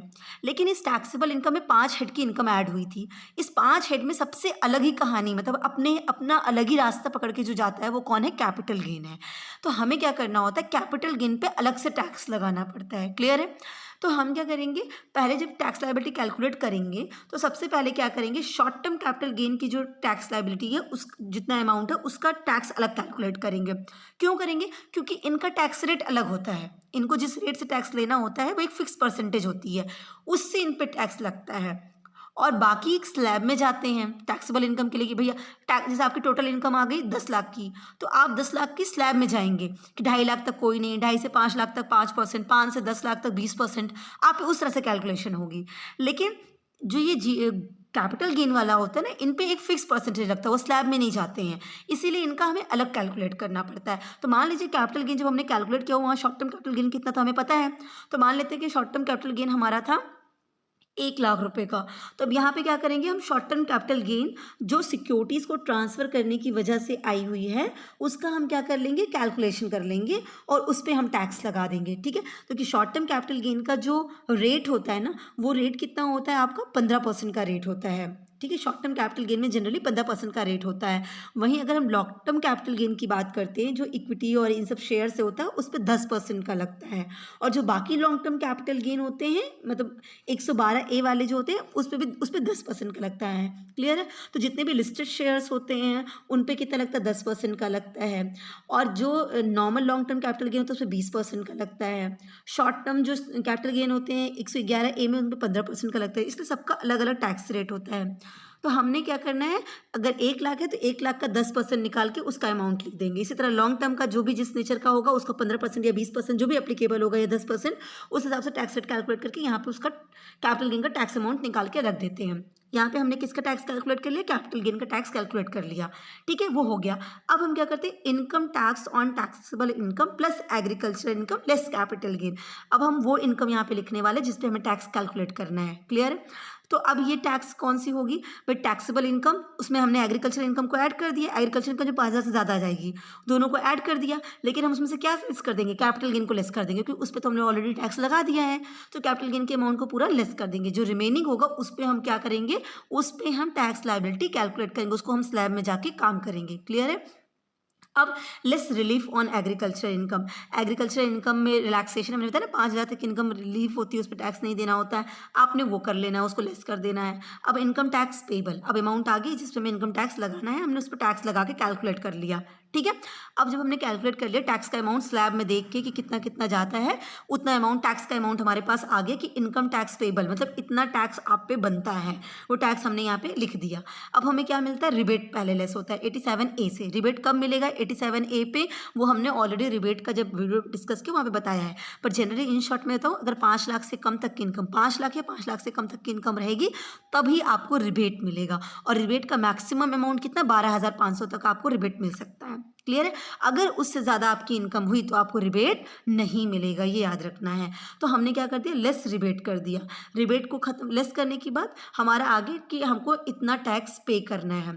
अब टैक्स के अमाउंट पे ही सरचार्ज लगता है। आपका जो भी इनकम होगा उस हिसाब से सरचार्जेस का रेट अलग अलग होता है। तो अब आप पे क्या लग जाएगा, सरचार्ज लग जाएगा। और सबके केस में सरचार्ज का रेट बिल्कुल अलग अलग होता है। 50 लाख से एक्सीड, 50 लाख से ज़्यादा 1 करोड़ है तो आपको 10% लगेगा, 1 करोड़ से ज़्यादा है 2 करोड़ के बीच में तो 15% का लगेगा। तो मतलब सरचार्ज का रेट सबका अलग अलग होता है। अब ये जो सरचार्ज लगता है इसको कहते हैं एडिशनल टैक्स। ये टैक्स किस, ये अमाउंट किस, जैसे मान लीजिए 10% का टैक्स लगना है, सरचार्ज आप पे 10% लगना है, तो ये 10% हम किस पे निकालेंगे, इनकम पे नहीं लगाएंगे। ये जो आपने इनकम टैक्स पेबल, जितनी आप पे टैक्स पेबल आई है ना कि इतना टैक्स आपको देना है, उस टैक्स के अमाउंट पे लगाएंगे। मान लीजिए आपको 20,000 का टैक्स बन के आया है, आपकी जो भी इनकम रही हो उस इनकम में आपको आया कि आपको 20,000 का टैक्स देना है गवर्नमेंट को, तो हम ये 10% किसका निकालेंगे, 20,000 का निकालेंगे। कितना निकल के आएगा, 2,000 रुपया। तो हम उसको 2,000 यहाँ पे सरचार्ज पे ऐड कर दिए। अब हम क्या ऐड करेंगे, सेस ऐड कर देंगे। सेस में हमारा क्या होता है, हेल्थ एंड एजुकेशन सेस, जो कि 4% का होगा। अब वो किस पे निकलेगा, ये जो हमारा 20,000 प्लस 2,000, 22,000 का टैक्स बना। उसके बाद हम क्या करते हैं, सेस कैलकुलेट करते हैं। तो सेस क्या हो, जैसे हेल्थ एंड एजुकेशन सेस लगना है, तो हेल्थ एंड एजुकेशन सेस आपका जैसे 4% है, तो अब क्या करेंगे, ये जो टैक्स का अमाउंट है ना, इसी पे हम क्या चार्ज करेंगे, सेस चार्ज करेंगे 4% से, और उसको हम यहाँ पे लिख देंगे। अब टोटल हमारा बन गया कि टैक्स, हमारी लायबिलिटी इतनी थी, टैक्स इतना था, सरचार्ज इतना हुआ, सेस इतना हुआ, टोटल टैक्स हमको इतना गवर्नमेंट को पे करना है। तो total tax payable, surcharge and cess, तीनों को मिला के हमें इतना टैक्स पे करना है। ठीक है। अब अगर कोई रिलीफ आपको अलाउड है 86 के अंदर या 89 के अंदर, अब रिलीफ 89 में या रूल 21A में क्या होता है, वो रिलीफ में हमने बात करी हुई कि एरियर्स वगैरह रहता है तो रिलीफ मिलता है। अब कितने अमाउंट का रिलीफ मिलेगा वो भी वहाँ पे कैलकुलेट करके हमने डिस्कस कर रहा है, पूरा एग्जाम्पल के साथ कैलकुलेशन करके हमने वीडियो में डिस्कस किया है। अब हमने वो रिलीफ अगर कुछ हमको मिलनी चाहिए तो रिलीफ यहाँ पे माइनस हो जाएगी। अब बैलेंस जो आया रिलीफ मतलब इतना रिलैक्स कर दिया गया, इतना आपको टैक्स आपको इतना पे करना था, उसमें से हमने इतना रिलैक्स कर दिया, ठीक है। आपको इतना रिलैक्स हो गया, अब जो रिमेनिंग बचा वो टैक्स आपको गवर्नमेंट को देना है, ठीक है।